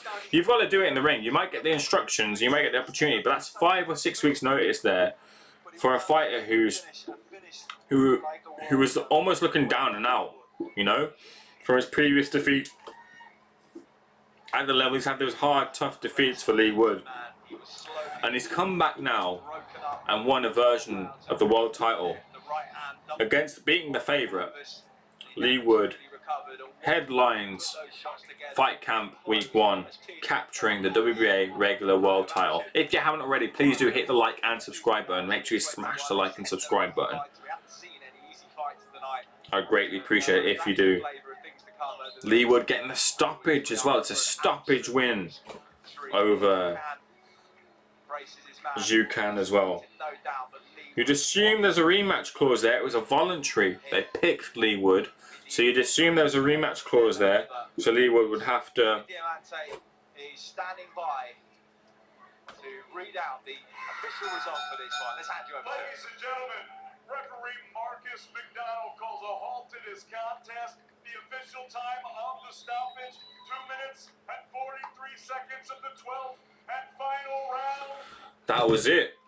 For your winner by RSC And the new WBA featherweight champion of the world from Gedling, Nottingham. Can you believe it? Literally 12 months ago this guy was nowhere near this picture. He's now found it, he's got it, he took the opportunity with both hands, and there it is around his chest. The WBA, the waist even, WBA championship. It's a regular. Zhu Can shows respect to all sides of the crowd as well. But Leigh Wood. Leigh Wood, he said, look, the belt is a lovely thing to take home if I win on Saturday night. He said, but ultimately, Man said everything for a reason as well. one of the best fighters in the world in this division. The doors will open as a result of this. are doors that he couldn't have even conceived like just a year or so ago. Yeah, listen, it would be remiss of us not to mention Leo Santa Cruz, who is the WA Super Champion in this crazy world of governing bodies that we live in. But listen, he's beaten the world champion, genuine world champion, man, and he's now right in front of the world title. And like you said, the opportunities this opens now. Next week we have Galahad versus Dickinson, and why not? Sure, they both spar each other, and listen, they fought each other. Why not have the unification somewhere down the line? Well, talk about a vested interest. He's got one in that fight next weekend now. I wouldn't be surprised if you see him back here in the crowd. But there is the team, Lee McGregor on the left, Lee Wiley, Eddie Hearn, Davison and Dave Caldwell as well. What a group and what a moment it is for Lee Wood here in the Garden. Again, the congratulations there from Eddie Hearn, getting the opportunity. Eddie Hearn got him it. Finding himself headlining. And Leigh Wood is the new WBA regular heavyweight champion of the world. Congratulations to Leigh Wood, who probably will be elevated. This season, Betfred is time for new and old rivalries. It's time for the passion and the drama. Download our app or visit betfred.com to bet and play on hundreds of matches from all the biggest leagues. Get double or treble the odds on your first goal scorer bets, double delight and hat-trick everything. And build your own unique bets with our Pick the Pump Builder. Betfred this season online and on mobile.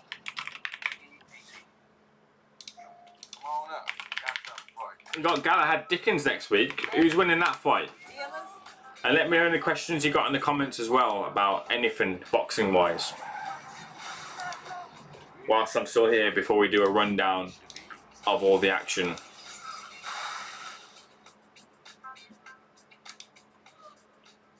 Fair play to Leigh, people saying here. Who's winning so far? Brump said earlier. It's conclusive now. I'd love to know what the scorecards were. But it's conclusive now. It doesn't matter what the scorecards were. The official announcement reads Leigh Wood by KO over Jukan. Let's see reaction. Josh Taylor, my fucking boy at It's Leigh Wood champ. Wow, what a right hand from Leigh Wood as Jukan steps in, realizing his title may be slipping away. Jukan was a little disappointing, but it was a tremendous performance from Wood. Thought the stoppage was early, but it's irrelevant as Wood was winning anyway. It's Leigh Wood, what a performance. Thought Wood was dominant throughout, stoppage rubber stamped it. Credit where credit's due for fantastic performance. Wood stops you. Had him crushing it comfortably on points before the stoppage. Where was the monster? Clown face. That is huge for you. We spoke to you before the fight. You knew you could do it. Yeah, I mean, in the change room, everything that could have gone wrong went wrong. I hurt my hand, my soul's been off my boot, and I thought it did I'm ripping it off in no matter what it did. So, yeah, thanks, credit to Ben. Since I've been with Ben, not even a year yet, completely changed me as a fighter, and I owe it to him, and Lee Wiley as well, and Barry, the rest of the guys down in particular performance center. Well, Ben, let's discuss that then. Come a little bit forward because you're a young trainer, obviously, and you probably want to be a bit modest about this, but you have to take credit for that performance where it's due, right? The fighters are the ones that go in there and do it. We just help him unlock his tools. I always explain it like a toolbox. It's just about setting the right tools for the job. You don't get to British title level and that level there without having a good toolbox. So it's just about selecting the right tools for the job. Is that the end of boxer size Ben Davison? You know, we all spend a lot of time making sure the lads get it right, and we knew going into this fight that Leigh had it bang on. Tell us about it then. How difficult was it out there? A lot more games, but it's a very good fight off. There's times I had to dig deep. Everyone's very tough. I never everyone's so clean so often and still win. I wouldn't be surprised if Leigh Wood's got a broken hand or like severe swelling off of the amount how hard he was throwing it. Throwing those shots. In the vital championship rounds after a hard piece fight. But yeah, credit to him. But yeah, I'm going to enjoy this moment. It's my birthday in an hour, so big celebrations. We've got to sing happy birthday again. It's the second one tonight, isn't it? Leigh, to finish it off the way that you did as well. Let's get this man Leigh Wood on the pitch. Like going football club at the start of the season, then whack a ring in the middle of it for a big fight. Amazing. Listen,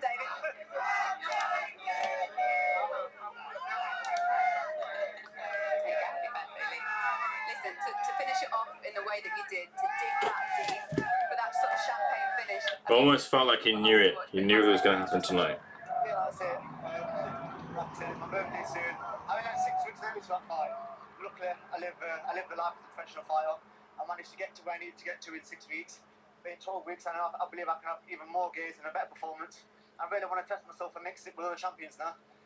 Right, boys, I'm going to head out. So tonight we've seen Campbell Hutton get the victory on points. We've seen Chris Billam-Smith on points win over Tommy McCarthy. We've seen Leigh Wood beat Kanju by stoppage or knocking him out in the 12th and final round. Brilliant performance. If you haven't already, hit the like and subscribe button. Much more boxing content coming your way on here and on Boxing News TV. Follow me at TakeAims on Twitter and Instagram. Check out my interview with Ty and Booth. This is Ames. I'll see you guys on the next one. Peace, guys. But to get that stoppage was a real statement. You know, next week we've got another fantastic world championship. But that camera isn't yours. Negligible. Right? It's not negligible. It has a value, and it's theirs. They bought it. You have been to court for like drink driving offences. Yeah. Bringing it up, yeah. Well, me and this guy did a radio show together, and it was kind of Austin. Yeah. How do you know that? I don't follow him. Follow him. I don't follow him. I can't remember if I follow him. Sticking on Eubank Juniors quickly. I asked him. You love it, don't you? I don't love it at all. You love that defeat, innit? You know, if I was sober now, I probably would have lost interest in this chat. No disrespect.